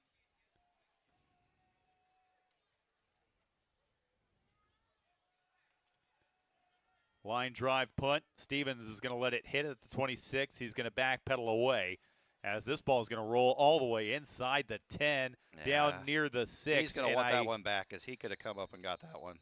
I did say it earlier. Green Valley's punter is tremendous. Yeah. And that's the second punt now that he's pinned inside the 10. I tell you what, I mean, the MVP for Green Valley this season has been their special teams. They have struggled mightily on offense. Tonight they're playing a really good offense, so the best in the state. I think the jury may be still a little bit out on the defense, but their special teams has been special all season long. Yeah, it's worth repeating. This is the best team in Class 5, the best offense in Class 5, and the only team that may have an argument as far as the best offense in the state is Nixa, but they're not going to see Nixa. This is, can't underappreciate how good this offense is. Marriott, pressure from the backside, steps away from it, steps up in the pocket. He's going to run far sideline, picks up a block, dances across the 20, still going 30, and he's finally spun down near the 33-yard line. How did he escape? I don't know how you describe what just happened. He should have been sacked in the end zone, Tim, for a safety. Instead, he gets 29 yards on a scramble, around, over, through people. Rocco is magnificent. Just he's fun to watch. Incredible. New set of downs with 57 seconds to go in the half, and that's got to be a false start. Everybody got going before the center did. Except Lucas Dillingham, the center. And funny enough, it still took the ref about 2 seconds after seeing everyone else move to throw the flag. He wanted to give him the benefit of the doubt. He really did. Did you see Lucas Dillingham turned around and like, what's wrong? It looked like even the center started blocking with the ball on the ground. 1st and 15 with 44 seconds. Clock running. Marriott shotgun snap back. He's going to fire one to the sideline. Catch made inside the 40, 30, and tripped up is Jack Oots. And Platte County on the move again. I mean, that window was tiny. That window was closing. He put that outside the numbers from the left far post to the opposite 40-yard line on a dime. What a throw. But how about Jack Oots, the KU commitment, going up and grabbing it. Another 6'5" tight end. One of the best tight ends in the nation, you could argue, with his first catch of the night. Marriott, shotgun snap. He is going to fire a dart sideline. Hall, the other tight end, pinballs between tacklers out of bounds near the 16. That just so smart. Got out of bounds. Ball was placed perfectly out ahead of Hall, so he could run out of bounds. This is just precision. Okay, there is a flag down. We'll see what the call is. Far side of the field. All the action to the near side, so this is going to be away from the play. What, 2-3 plays to go from their end zone, almost inside the red zone. A personal foul against both teams. Those are going to offset. Yeah, but if they're after the whistle, the play is going to count, and it looks as if that catch to Brooks Hall is going to count. Yeah, they said it was a dead ball, so that you're right, Tim. So that means Platte County is back in the red zone with 20 seconds to go in the first half. Jeremy, it's like I can't play a video game as efficiently as this offense is moving the rock. But this is what they do to everybody. Yeah, and they still have 2 timeouts here to utilize with 20 seconds. The entire playbook is open, so you can throw the ball over the middle if you need to. They scored 56 against Chrisman last week in the first half. Shotgun snap back. Marriott loading up, has plenty of time. Now he's going to scramble back to the left. He is going to flare this one for his tailback. Over the shoulder catch made inside the 5, out of bounds near the 3. What a grab by Gisler. Oddly, the clock didn't even run on that play. Something happened with the clock. Because it was 20 seconds when the play started, and there's only 17 seconds left on the clock. So he held in the pocket for a minute. And Coach Alley's over there wanting the next play, and deservedly so. There's got to be maybe 5-6 seconds left, but what do you do? I mean, because hopefully someone's keeping it on the field, and they're huddling up. We do have a timeout. Again, 17 seconds officially. Because then that changed what you can do here on this play. You run the field goal unit out, or do you have another couple snaps to go after it? Yeah, like you said, I mean, he was in the pocket holding on to that for a while. I'm with you. I think this clock, instead of 17, should be around maybe 7 or 6 because they started that way late. They snapped the ball at 20 seconds. Yeah, no, honestly, the clock did not start until he was down out of bounds. I was watching the clock thinking, okay. So the officials have not signaled anything, and I don't know how David Alley isn't irate right now. But ball at the 2-yard line. Okay. My goodness, they are not going to change the clock. And so Platte County is going to get Were we the only ones that noticed it? Well, surely not. 2 to the right, 2 to the left. Marriott, shotgun snap, is going to fire a fader out for touchdown! Catch and pass, easy as that. Another one on the board for Platte County. I mean, okay, you didn't need 17 seconds. You needed just 2 or 3 to throw it to your 6'5" tight end to where only he could go get the football. Rocco Marriott, perfect so far tonight. 3 touchdowns in the air, 1 touchdown on the ground. Have yourself a half, young man. And the offense will stay out there. And the significance of this, Jeremy, is because if Platte County goes up 35 in the second half, it becomes a running clock situation. So they want to go up 35 right now, trying to make it 42-7. They're going to give to Gisler straight up the gut. He's hit at the line of scrimmage, falls forward. He didn't get there, and it remains a 40-7 ball game. So it'll be a 33-point lead in Platte County. If they want that running clock, they're going to have to score again. Yeah. But that might not come till the second half. 12 seconds to go in this first half. We'll keep you right here. What do you say? I mean, what more do you say just about how – and let's put this in perspective. This is not just some average team. Green Valley's not a top 10 team coming in tonight. They're a proud program. They win district championships. They make deep runs in the playoffs. They've got a Hall of Fame head coach. They have a championship pedigree. They expect to win there. And Platte County is putting a whooping on him there tonight. And fortunately for Green Valley, it's coming early in the season. This happened to them last year, if you'll remember. Yeah. They got thumped by Platte County 52-21 in week 2 up at Green Valley. But they righted the ship going forward, eventually losing in the second round to a really good Webb City program. But fortunately for them, it is early in the season. The up man will take this kick near the 27-yard line.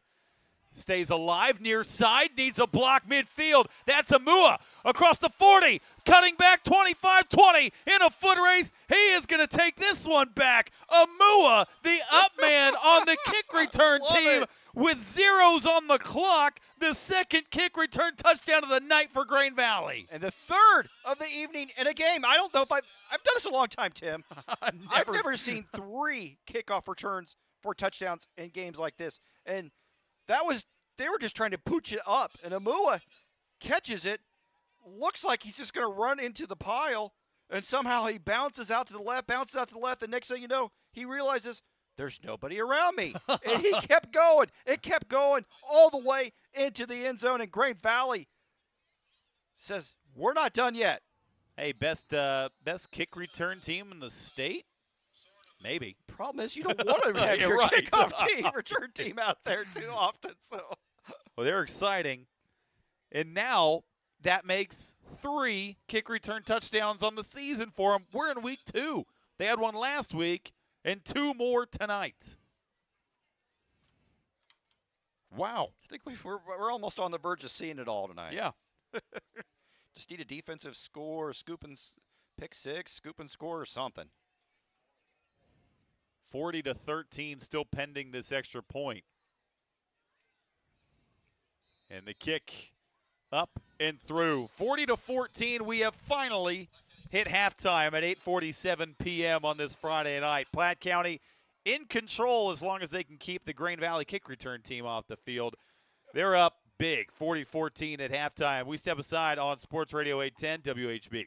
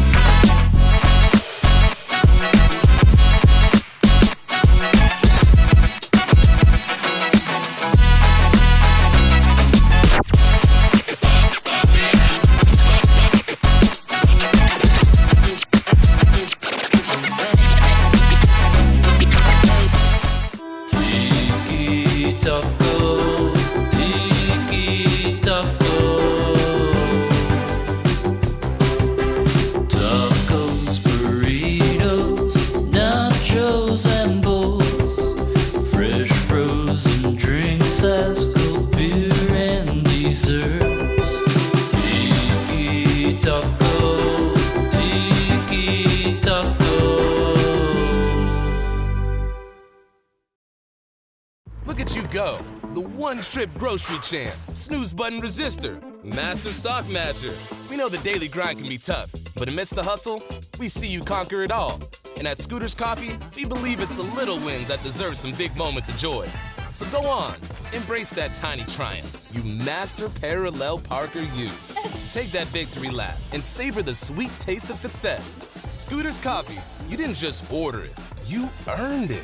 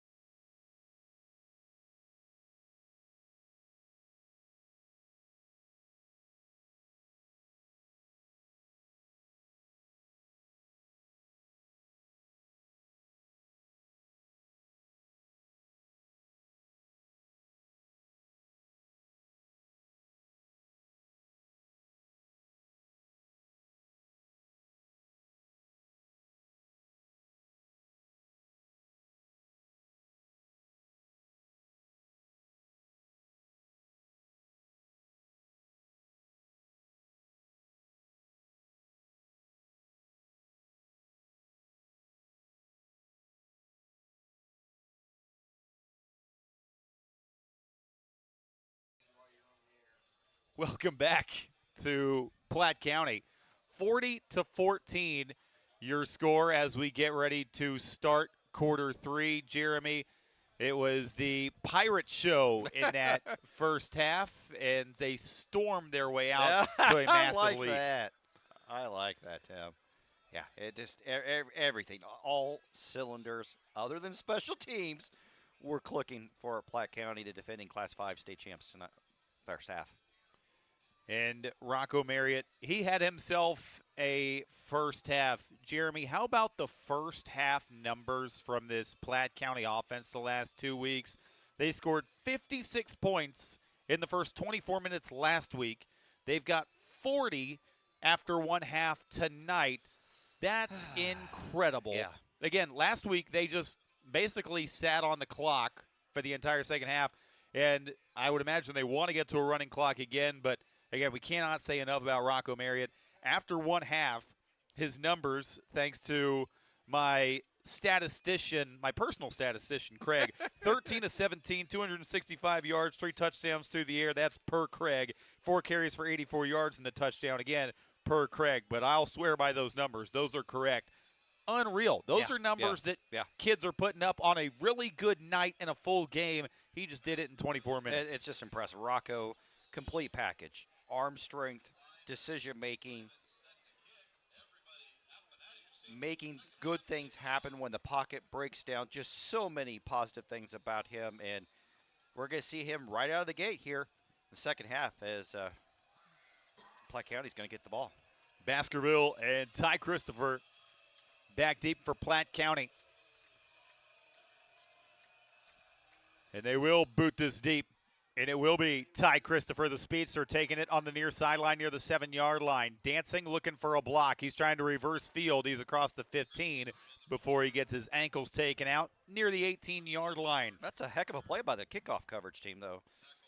They gave up the kickoff return for the touchdown, but a nice job there by kickoff team there.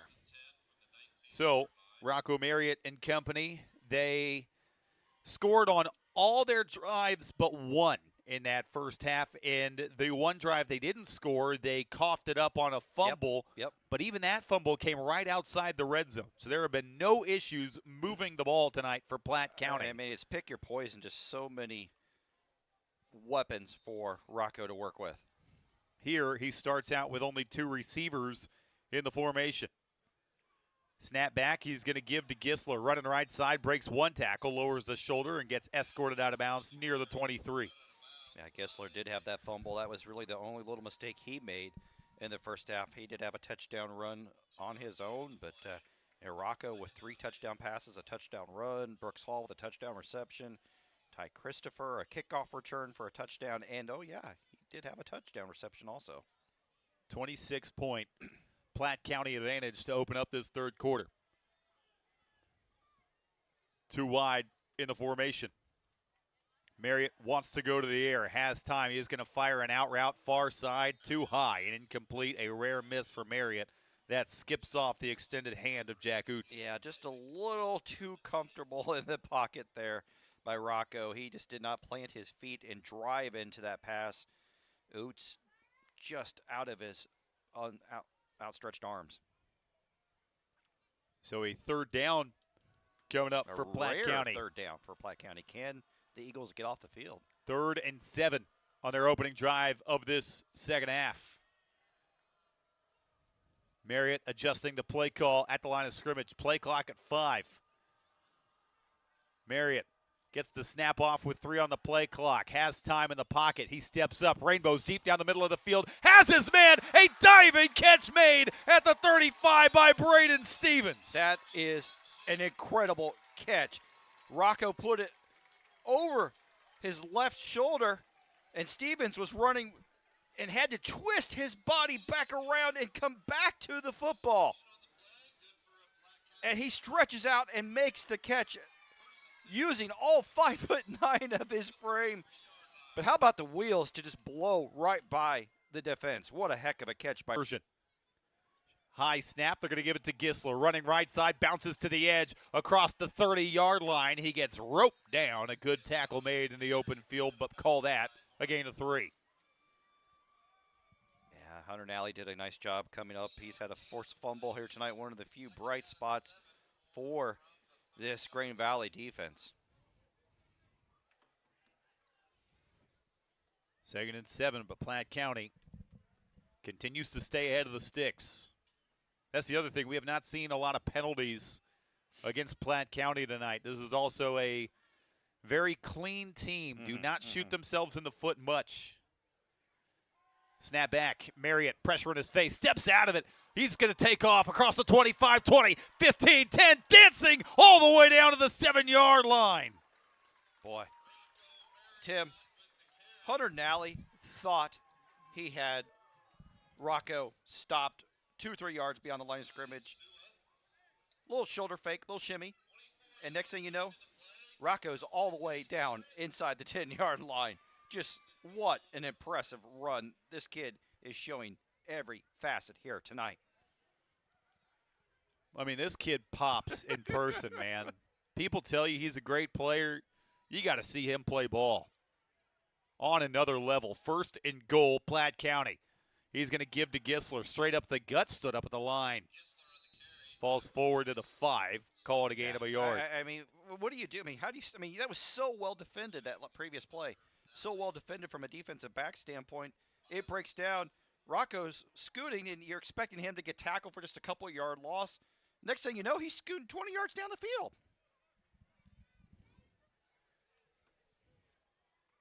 And again, that James Madison program is a high-octane attack. Boy, he will be a lot of fun to watch at the helm for the Dukes in the years to come. He's phenomenal. Receiver stacked to the far side. They're going to give to Gisler again. Breaks 1, breaks 2, into the end zone. Trip number 2 for the tailback. Yeah, he had to make some people miss there, and he did it and gets into the end zone. All Platte County tonight. And another man down, this time a Grain Valley player remains down. 9:16 to go 3rd quarter. That makes it a 46-14 ball game. And if you were curious, a 2-point conversion still wouldn't mean a running clock at this point in the game. Again, in Missouri, it's a 35-point lead in the second half, but you gave me that incredible stat from last year. How many teams did they have a running clock on? 11, I believe, is what the number was. Insanity. 11 out of 14 games, yeah.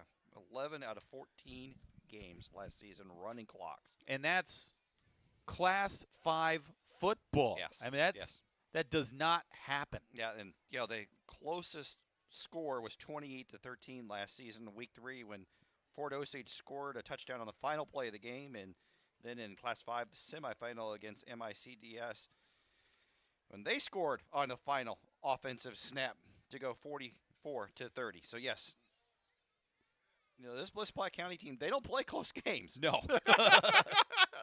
But don't be confused. We are not crowning them in September. We understand that, and Class 5 only got stronger with the addition of Rockhurst. So it's going to be a fun season, but, again, just trying to put into perspective how dominant they were last year, and they are off to just as dominant a start. Yeah. And unfortunately, this Grain Valley player remains down. We had an extended break in the first half for a serious injury for a Platte County player, and we're shaping up to maybe have a second one. So we'll step aside as the player remains on the field. The entire training staff over there working on another injury. 9:16 to go 3rd quarter. Platte County up big, 46-14 on Sports Radio 810.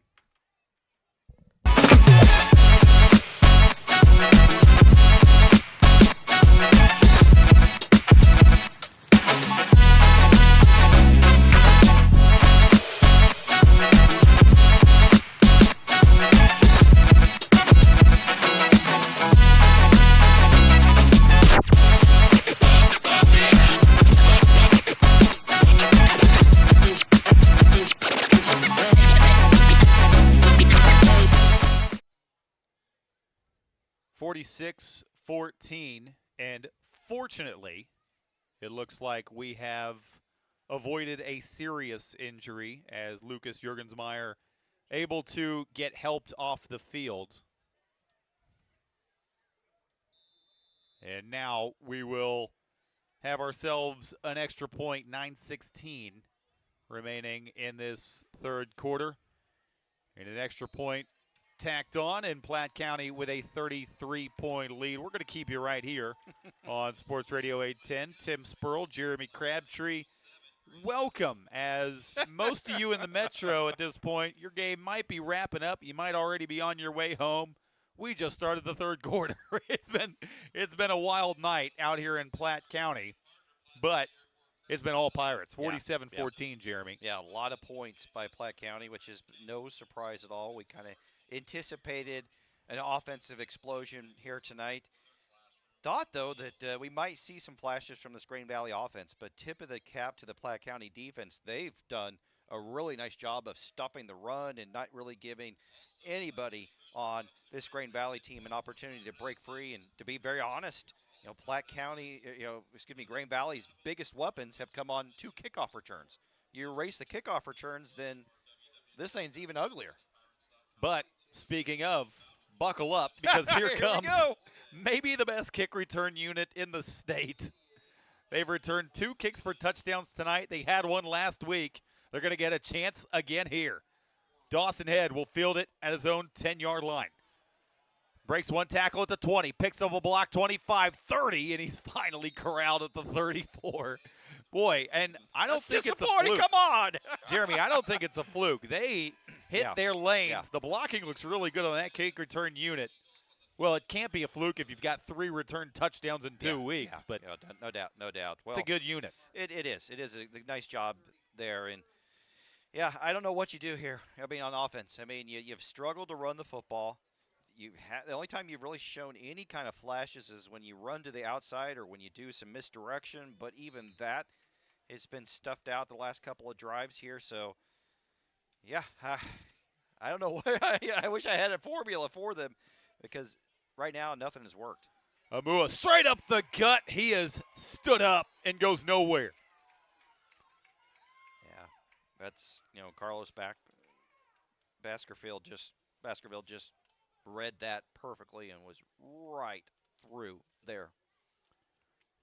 Coach Utes told me that he has made himself one of the leaders of this defense that didn't return a ton from last season. They're in need of leadership, and Baskerville has been one of those guys.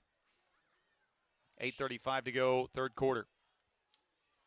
Play fake. Near wants to go to the air, scrambling, sprinting out to his right, getting chased from the backside, fires down the sideline, incomplete.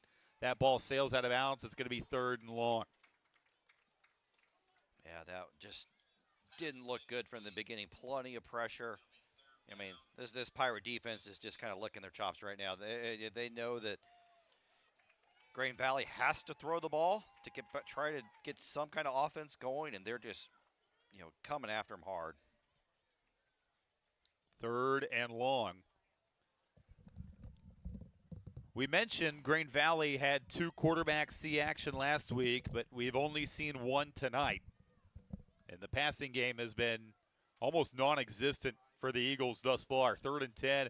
They are going to keep it on the ground. Amua breaking a tackle. He's got a first down and more. Near side 40, 35, into a foot race, 20, 15, and he's dragged down from behind. Soren Amua continues to show explosiveness. When he gets holes, he can make big things happen. And right there, he finally got a hole over left guard, and it went for a big yardage play. Gotta like that if you're Coach Alley and just excited about showing some fight. Your guys have not rolled over and quit.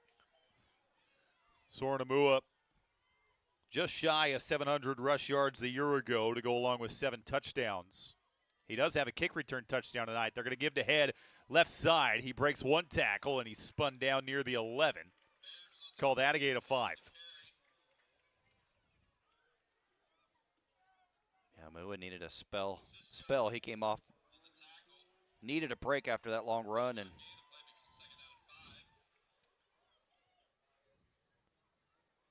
setting up a 2nd and 5 for Green Valley. 7:47 to go, third quarter. 47-14, Platte County, Green Valley. All their points coming in special teams, though. They do not have an offensive score tonight. And here they get away with a false start, and it's not going to matter because Chase Neer is sacked back at the 20-yard line. Boy. KJ Stallings, outside linebacker, came blitzing through and untouched. And Neer just could not do anything with it other than tuck and roll. Well, I bet Green Valley is wishing that would have been whistled a false start. I mean, they had 3 or 4 guys moving before the snap, but the official just let it go, and it still got blown up. 2nd and 15. Neer gives to head, straight up the gut, nowhere to go. Yeah. And I know that that's driving you crazy. It kind of is. I mean, you do have a few guys that do have speed on the perimeter, and you're running right at them.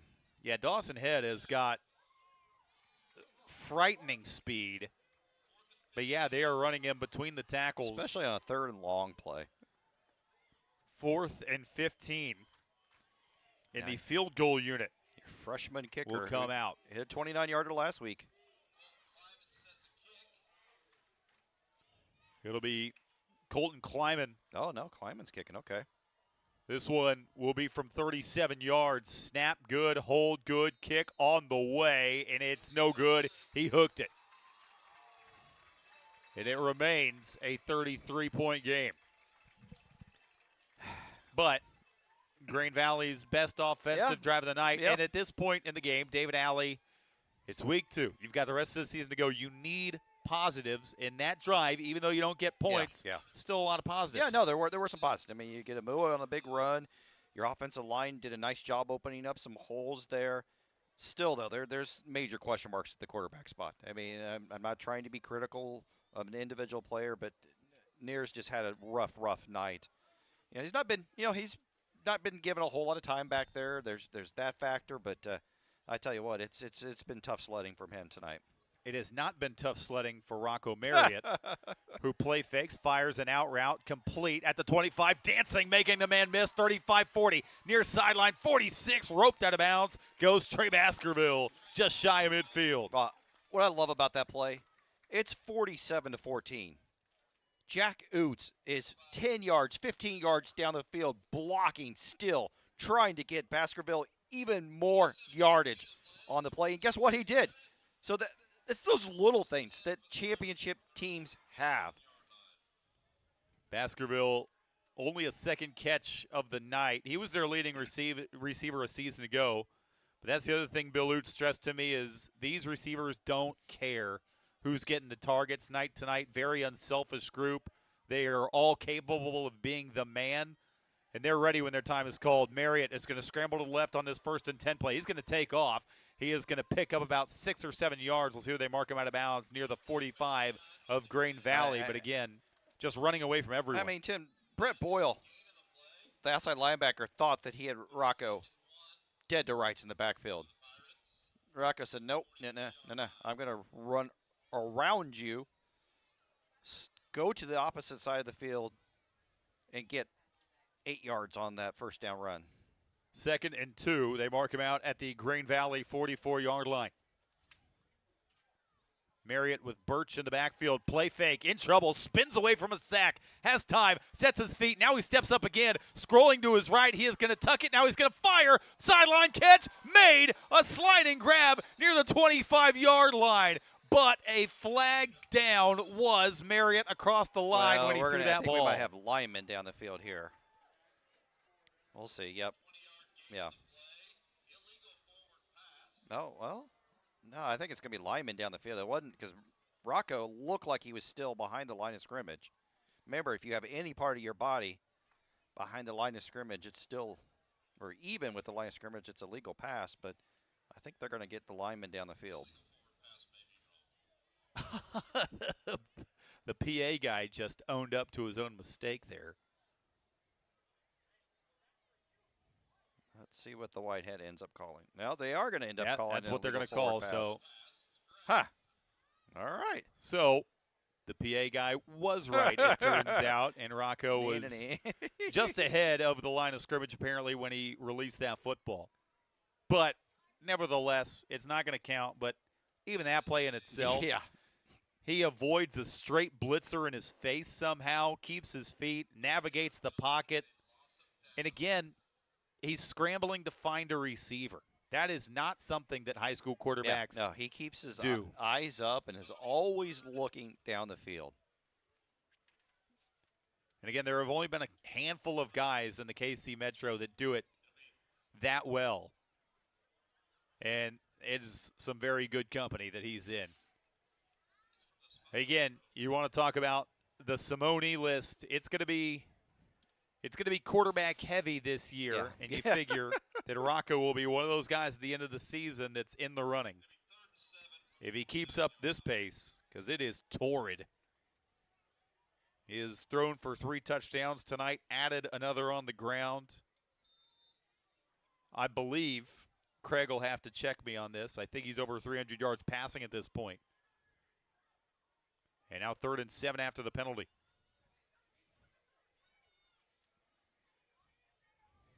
As far as statisticians go, Platte County's, I'm told, got the best. He's well over 300 yards. Craig's all over it, and we've got a whistle.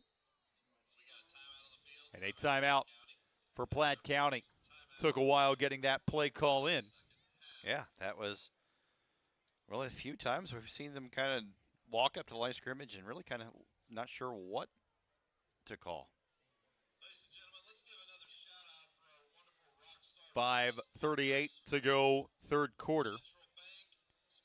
And again, I would imagine some of you are starting to get in your cars and head home, and you will sit in your car and hear that halfway through the 3rd quarter, Rocco Marriott, the reigning Class 5 Player of the Year, is 15 of 20. Jeremy, hold on to your hat, for 337 yards and 3 scores. That's not bad. And also just shy. Nope, he is over 100 yards rushing on 6 carries. He's got 117 and a touchdown. I'm not good at math, but I know that's a lot. That's a lot. That's what makes him just so impressive. Just that true dual threat ability, the escapability, the good decision making. And oh yeah, he's got a cannon. So out of the timeout, it'll be 3rd and 7. Marriott shotgun snap. Stepping up in the pocket. Pocket collapsing. Breaks off a sack. Breaks off another. He's going to tuck it and run. He's got a 1st down as he extends the football out of bounds near the 41. How does he do it? Yeah, it's like he's a magician back there. I mean, it's just, again, I'm not saying he's Patrick Mahomes, but it's Mahomes-ish. It's Lamar Jackson-ish, the way that he just makes people in tight spaces miss. And then he gets going and gets down the field and accelerates and stops and then accelerates again just on a dime. It's impressive to watch. We'll get you some scores as they start rolling in. I know we're getting late in the night. A lot of these games turning final. Burt straight up the gut, nowhere to go, gain of a yard. Up in Missouri Class 6, Blue Springs up 21-7 over Lee Summit. That's a good score for the Wildcats. Blue Springs South, they are going to move to 2-0, hammering Park Hill South 44-21. Lee Summit North, talked about their coaching turmoil. Well, it certainly isn't affecting their play. Up 45-14 over Staley on the road. That's impressive. Wow. Mill Valley's going to have their hands full next week in Lee Summit North. Lee Summit West all over Oak Park, 47-17. A reverse Stevens across the 30, 25, dancing 20. He spins inside the red zone down to the 18 in a blur. Just love how creative this Platte County offense is. They know they got playmakers, Tim, and they find ways to get their dudes touches in unique situations. That's a shovel pass to your speedster Braden Stevens, 10-3, 100-meter guy, and I mean just so creative how they find ways to get their guys the ball. 4:24 to go, 3rd quarter. Two left, one right. Give right side, lowering the shoulder, hard running, fumbling the football out of bounds was the reserve running back. See if I can find a number for you. Caleb Hill, the sophomore, in at tailback now for Platte County. And assuming Platte County is able to finish with points on this drive, we're really going to start seeing the Pirates empty the bench going forward. Birch back on at tailback.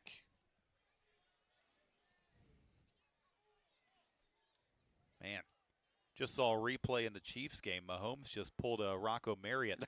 Marriott's going to fire a fader out for the end zone. Batted away. Good defensive play made in the end zone. And it's going to be 3rd and 5 with a Superman-esque throw. Yeah, on third down too. So, well, now here 3rd and 5 here. And, you know, maybe you go back and find one of your big tight ends. I mean, they've been your security blanket here all night long. Also, not out of the question that you run the football either. Yeah, Brooks Hall, one of those tight ends, 6 catches, 91 yards in that first half.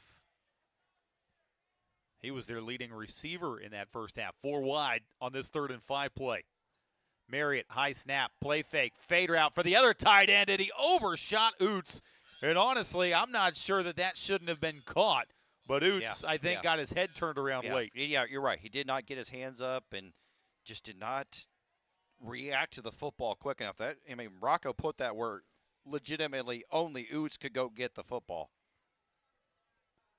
So it sails incomplete, 4th and 5 from the Green Valley 14. Offense will walk off the field, and the field goal unit team will come on. Again, they are teetering right on that running clock situation. They've got a 33-point lead. A field goal would give them a running clock. This will be a 30-yarder. And whistles blow this one dead because Platte County wants to talk about it. Timeout taken by Bill Oots, who we haven't praised enough tonight. What a job he has done. The reigning Class 5 Coach of the Year. You understand why after what they did last season. But he's been here for 18 seasons, 145-62 record. And what he's done over the last 2 seasons, Jeremy, is making him one of the best coaches in the area. No, there's zero question about that at all. And the way that this community rallies around this team, this community, he understands what it's like to be part of the community. He, even before he was the head coach here, he was an assistant coach. So he's been here for quite some time. And this whole, it's hard to describe on the radio, but this whole complex is brand new. They've got a new weight room that's incredible. It's just all because of what Coach Oots has been able to help, instill a huge sense of pride in this community from a football standpoint. So out of the timeout, this will be a 30-yarder from the right hash. Good snap, good hold. This kick on the way is no good. He pushes it wide right. Had plenty of leg, but Sterling Wilson can't split the uprights. And that elusive 35-point difference will remain out there for Platte County as they maintain this 33-point advantage, but they come up scoreless on that drive. Only the second time tonight that we've said that. Yeah, it if it's a close game, they're probably going for that on that 4th down. You're trying to work on the little things here early on in the season, little things like field goal unit, and for reasons that we saw right there, a missed field goal is a learning opportunity for Coach Oots and his change with an RPO. They're going to keep it with the tailback, but that's going to be a loss of a yard. Stood up in the backfield. Cohen Morris, the guy that we told you about back in the first half, got action last week in the win against Raytown. 6 foot, 165-pound sophomore. 3 of 5 through the air last week, 2 carries for 33 yards. And at this point, Jeremy, why not? Exactly, why not? Let's give the sophomore an opportunity to see what he can do. And again, we just stressed it on the last drive. At this point, you're looking for positives. Yeah. Trying to show flashes. You want to see your team continue to fight. They're going to keep it on the ground again. And again, it gets blown up in the backfield as they tried to get Dawson Head out on the edge, but he just gets strung out, and they lose 3. Yeah, Jack Johnson did a great job. Him and Baskerville just keeping outside leverage and did not let Head get to the outside. And I mean, this is good. I mean, good defense, and that this is still first string guys. I mean, they're showing you that they're trying to give some of these guys on the defensive side of the ball even more experience, because this was a big question mark coming into the season, was how good is this Platte County defense? Morris dancing, firing far sideline. That is caught, getting dumped out of bounds at the 26-yard line. Is the reserve tight end, Landon Marriott. Believe it or not, we do have another Marriott playing tonight. And now 4th and 3, the offense stays out there, but that was the best pass play of the night for Green Valley right there. And that was a gain of what, 10? Morris out of the gun is going to give it, and this one gets blown up in the backfield, and Green Valley is going to give it right back to Platte County. Yeah, just zone read, and he made the wrong read. Let's just be honest. It should have gone to the running back up the middle, and instead he kept it, trying to make a play, and it stopped. And now Platte County's offense is right back out there on the field. Minute 51 to go, third quarter. And again, as I'm sure most of you are doing right now, loading up in your car, headed home. Your game is wrapped up. This might be the last game going in the Metro. But we had a 30-minute injury timeout in the first half. It was a serious injury. Player, I'm assuming, broke their arm. They had that fully casted, and that's why we are still in the third quarter, nearly 10 o'clock at night out here in Platte County.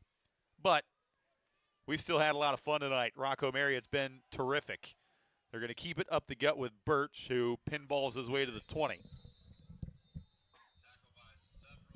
Rocco Marriott, the reigning Class 5 Player of the Year, had a phenomenal evening tonight.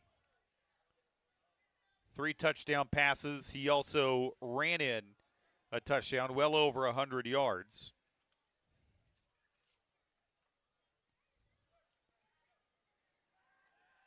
They're going to fire a screen pass. Stevens picks up a block across the 20, and then he gets stood up and marched back near the 17.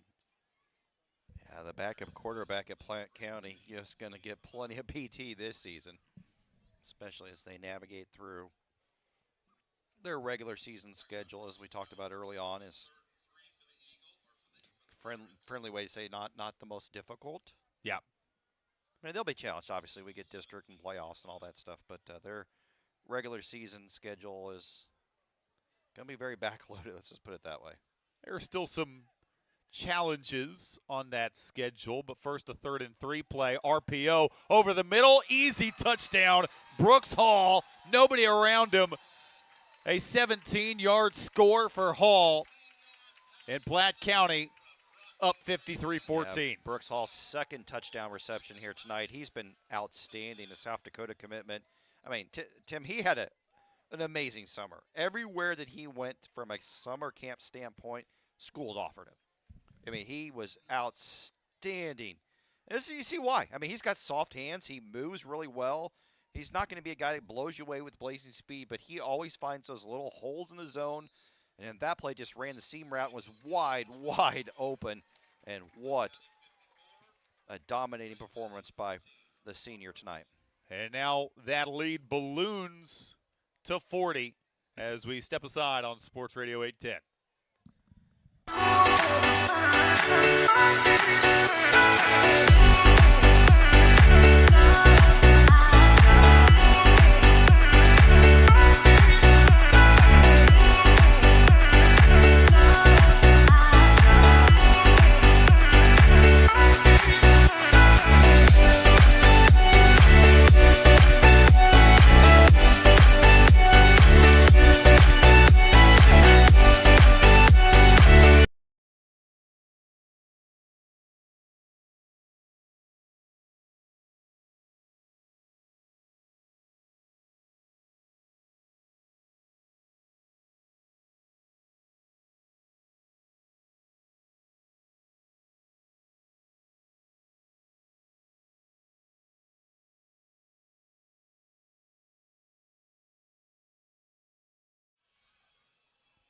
54-14, the ensuing kick is going to go over Dawson Head's head into the end zone, a touchback. And we should have a running clock instituted as soon as we snap this first down play for Green Valley, but it's also going to take us down to the end of the third quarter. We're going to go ahead and keep you here, I would imagine, through that, because then we're going to have more than likely a 12-minute sprint to the finish, and we'll be out the door. So, Jeremy, there's probably no better time than to start pulling up these scores, because I would imagine Chad Rader's postgame show is going to be greatly abbreviated if it exists at all. The first down carry to Dawson Head goes nowhere. And again, high school football back in the metro area. Full swing this week. The Kansas side got up and going officially last night. Missouri, this is week 2, but now we're finally back. Last week, I understood we got a sampling, but boy, it's the best time of the year, Jeremy. Yeah, and it certainly felt very October-ish here tonight with the weather being. I mean, it's 59 now. I mean, it's people got sweatshirts out. I mean, it's feels like week 6 versus week 1 and 2.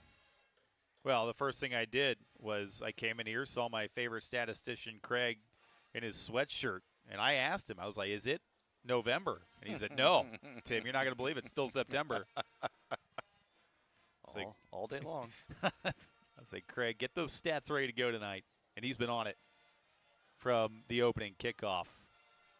Getting ready to start quarter 4. And again, we'll get you some of these scores as most of the metro at this point is going final. This is going to be one of the last games in the area, if not the last game. Blue Springs takes down Lee Summit 28-7. What else is going on the Missouri side? North Kansas City drops 62 on Park Hill tonight. 62-44. Wow. Blue Springs South, a 44-21 winner over Park Hill South. Lee Summit North, that game went final. 45-21 winner over Staley. They moved to 2-0. Lee Summit West, a 54-17 win over Oak Park. Liberty, a final 38-21 over Liberty North, their crosstown rival. We open up this fourth quarter with a Dawson Head carry for about 3 yards to the 25-yard line. Rockhurst, they are 2-0. Another Class 5 team. Yep. That seems weird just to say that. They pick up a 30-point win over a Class 6 opponent in Ray Peck. Well, remember they were down 3-0 early in that one, so to bounce back in a big way. No hangover after all. No guarantee that Platte County and Rockhurst play this year, but if they did, that would be a game. 3rd and 5. They're going to pitch to Head. Makes one man miss, and then he takes a shot at the line of scrimmage. It'll be 4th down. Smithville, another Class 5 team, a Class 5 team that Platte County will see on October 3rd in this building. Smash Truman tonight, 49-14. Another really good team in Class 4, Kearney, narrowly edged Grandview tonight, 56-13. And a nail biter. Just kidding. That's another phenomenal team. Well, and they've got a quarterback over there too, Carter Temple, in 2027. I mean, there's some really good young quarterbacks in Kansas City. Punt unit out there. This one is going to hit across the 30, take a roll all the way inside the 15. And how about 3 times tonight, Colton Kleiman, the punter for Green Valley, has pinned Platte County inside their own 15-yard line. 63-yard punt, Tim. I told you early on, he is one of the best punters in the area. First team All-State in Missouri Class 5 last year. He is the real deal. See if we can get you some Kansas scores. Again, week 1 in the Sunflower State. 10:18 to go in this fourth quarter, and inexplicably the clock is stopped. And now they roll it. The backups are in there for Platte County. A high snap into the end zone. The backup quarterback is going to cover it up and get dropped for a safety. Brandon Reynolds, the junior quarterback, never had a shot at that. That was snapped well over his head. And that makes the score 54-16.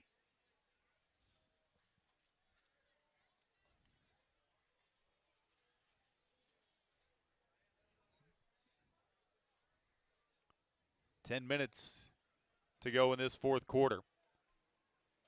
That means Green Valley is going to get it right back.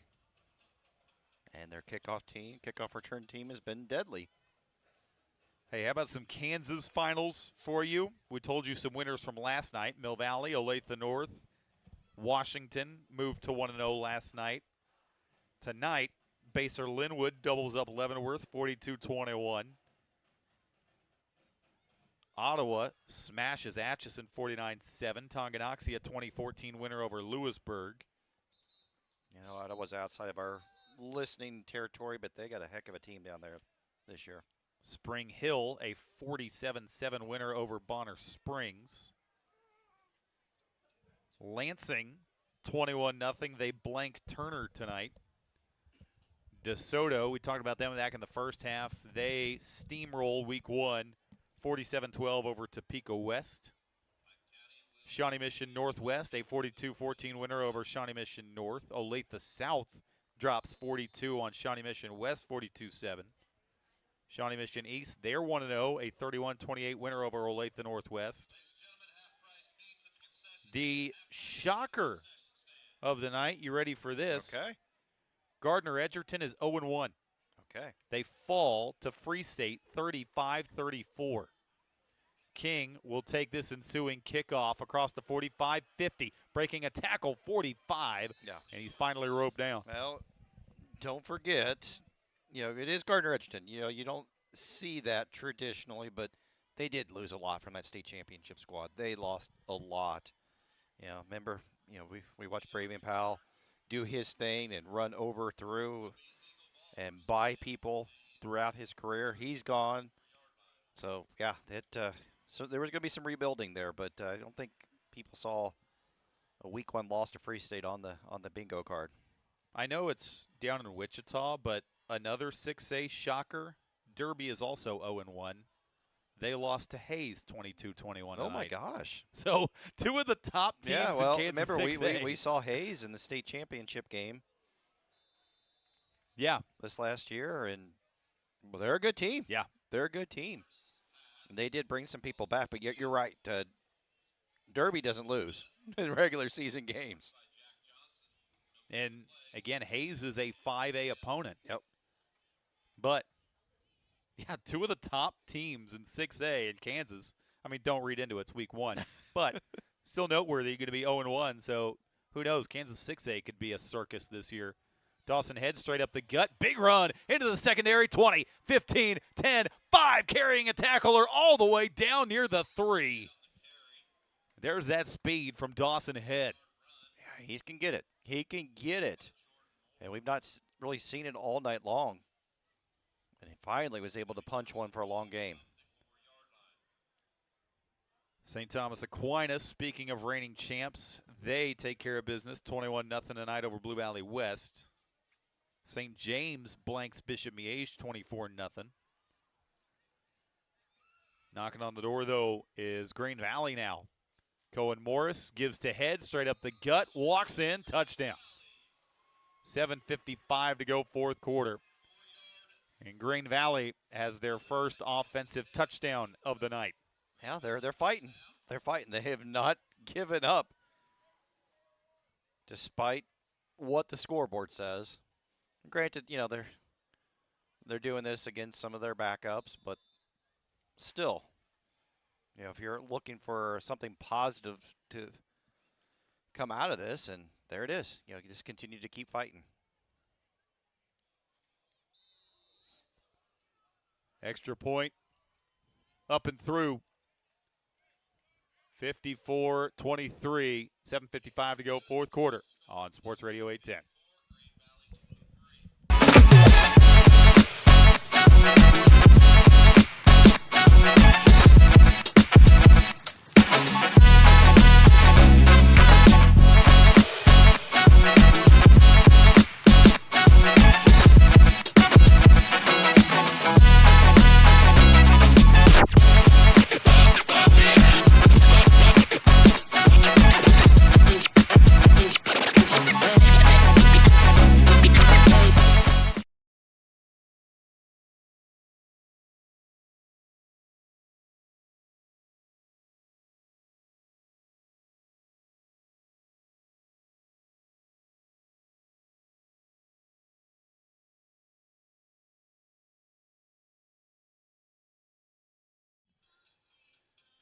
(54-23). Dawson Head, a touchdown run. And for Dawson Head, now 3 touchdowns in the early season. He had 117 yards on 11 carries last week.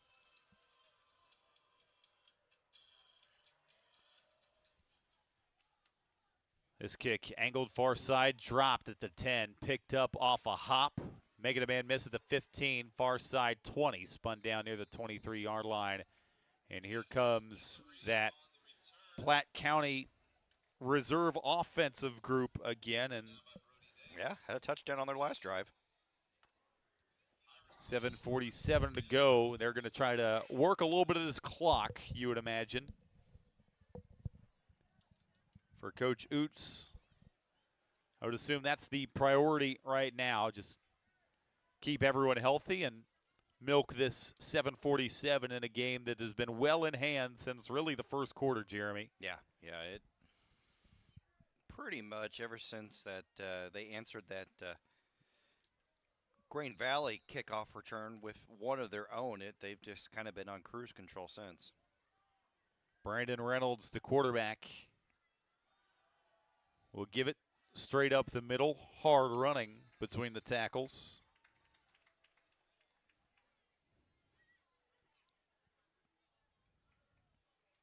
The reserve tailback, Caleb Hill, the sophomore, a little bit banged up after that carry, but he remains in the game on a 2nd and 4 play.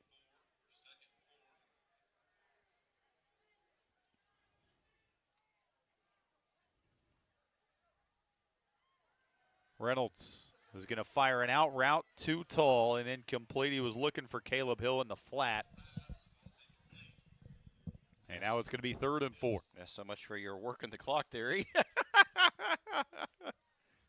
7:11 to go in this fourth quarter. And now Caleb Hill is going to limp off the field.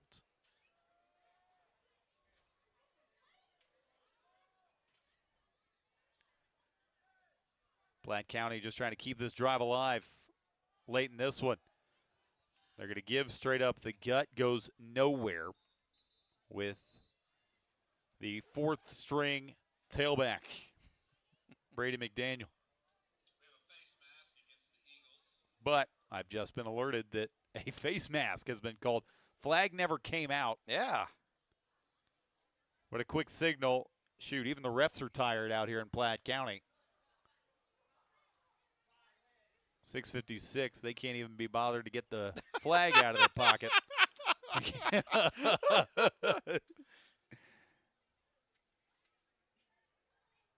New set of downs. The give again to McDaniel, trying to get wide. He gets strung down from behind. And I will tell you that my statistician Craig said it in the pregame. He said that white hat is in for a long night. He was voicing his concerns back at 6:30 p.m. Here we are at 10 o'clock, and Craig, you were right. 2nd and 10. But it's easy for me to say from my temperature-controlled press box. He's been running around for the last 4 hours. I have not.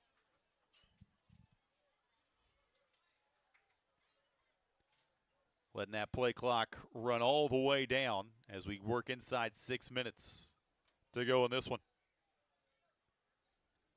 Reynolds, they're going to keep it on the ground with McDaniel, dodging one tackler, fighting for extra yardage, and he's across the 40-yard line. There you go. Making this a third and manageable. I mean, this is about, if you're a third-string guy, a fourth-string guy, this is your opportunity to, become a second-string guy. You just keep working hard, trying to battle, and make something positive happen.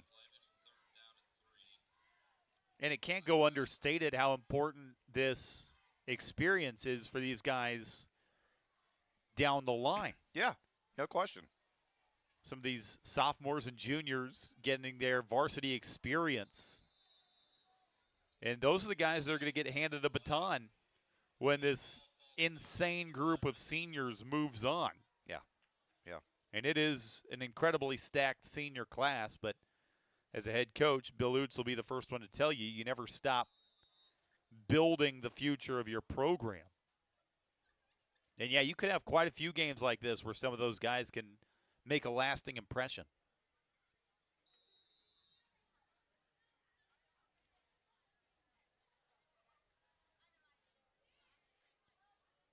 So after the penalty, 3rd and 8 for the Pirates. About to hit 5 minutes to go in this fourth quarter.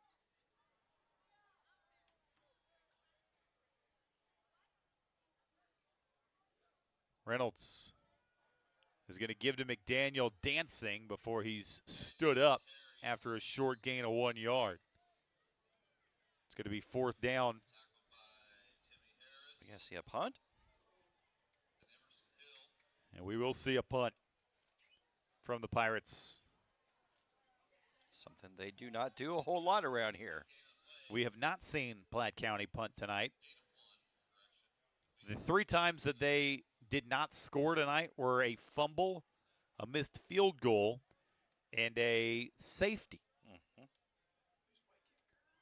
Worth noting that the safety came with the backups on the field, so starting offense only had a fumble and a missed field goal tonight. A short punt is going to hit at the 44, hit somebody in a scrum, but whose body did it bounce off of? Was it a Pirate or an Eagle? They were both in the area. Yeah, it doesn't matter. It looks like Green Valley recovered it. And it will be Green Valley football with 4 to go in the fourth quarter. Looking forward, Green Valley, they will have a chance to rebound as they'll take on William Chrisman next week at home, the same William Chrisman team that Platte County hung 56 on in the first 24 minutes last week. Meanwhile, Platte County, they've got a test coming with Fort Osage next Friday night here. Fort Osage checks in as the 19th ranked team in the A10varsity.com preseason top 25. And remember, Fort Osage was one of only 2 teams that kept it within 2 scores last year against Platte County all season. Yeah, but keep in mind, they did score on the last play of the game. Semantics. But, yeah. A stat's a stat. Yeah. So true. So true. But, yeah, no, Fort Osage is a proud program. They always fight, but Platte County will be the favorite heading into that game. And, again, there's a reason this is the number 1 team in the city, regardless of which class, which side of the state line you're on. A second down carry goes for nothing. It'll be 3rd and 4 near the midfield stripe with 3:15 to go in the game.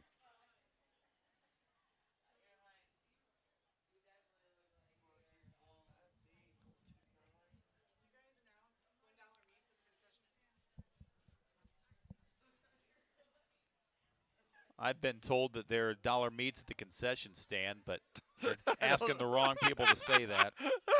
They don't realize that we are not the PA crew. So we've done it all tonight. If you're listening at home, as this one is going to get blown up in the backfield, loss of about 7 yards on the quarterback keeper. You've got 2 minutes and 40 seconds to get here to get those $1 hot meals. dogs. I know it's not relevant, but boy, talk about the concession deals at Platte County. Not only do they get $1 hot dogs at the end of the night, Jeremy, I don't know if you heard, they were giving out free Yes, buckets of I saw popcorn that. in pregame. 1 per person. What's crazy is my guy Craig ends up walking in here with 3 buckets of popcorn earlier. And I asked him, I said, 1 per person. He goes, what they don't know won't hurt them. Sure enough, Craig, you polished off all 3 of those, what, in a quarter? That's gone now. Oh, my God. I can't wait to come back out to Platte County. They might not have us back after this, Tim. Not if Craig has anything to do with it. There, they found the right person to get the $1 meats announcement. So it's 10 p.m. and a 30-point game, guys. I don't. We're gonna lose control at some point. So the punt unit out there for Green Valley with 1:56 to go. And at what point? I mean, if you're going to give away free popcorn, at what point do those hot dogs become free? yeah. Is my question. We're going to find out. About 30 seconds, maybe.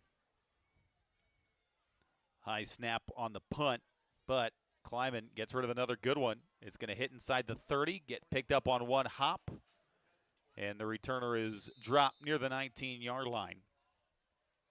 1:44 to go in this 4th quarter, and you would imagine Platte County just going to fall to a couple of knees. You would hope, right? And the Pirates going to move to 2-0.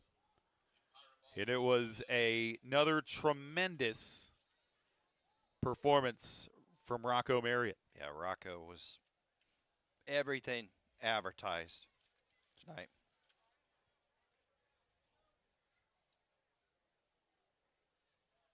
Craig, any insight on when those hot dogs become free? Or no clue. I'll keep asking around. 1:44 to go, 4th quarter. I would think, right? They're going to be free here in a minute 44. They're going to keep this on the ground. The Pirates will, a gain of 2 yards through the middle. Green Valley not going to stop the clock. Green Valley is going to fall to 1-1. And again, turn their attention to William Chrisman next week. Platte County, they're back at home next Friday night against Fort Osage. And they'll hit the road the following week against Washburn Rural.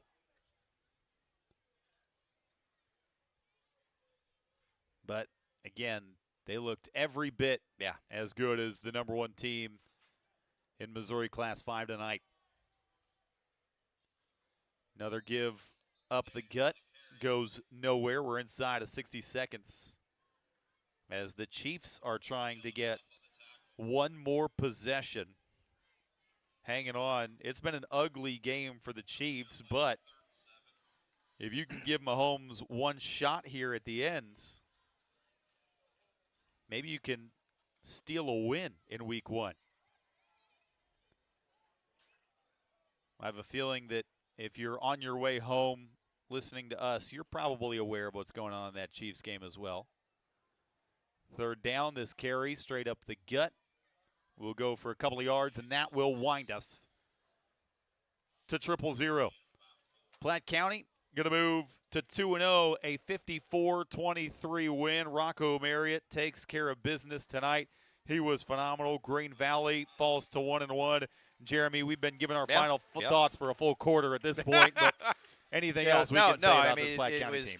Everything advertised. All the playmakers from Platte County came out and made the plays tonight. They're going to be awful tough the rest of the season to shut down. 2-0, 54-23 winner. They move their attention to Fort Osage next week. Platte County, the top team in Missouri Class 5, keeps it rolling. That's 16 in a row now for the Pirates. For Jeremy Crabtree, I'm Tim Spurl.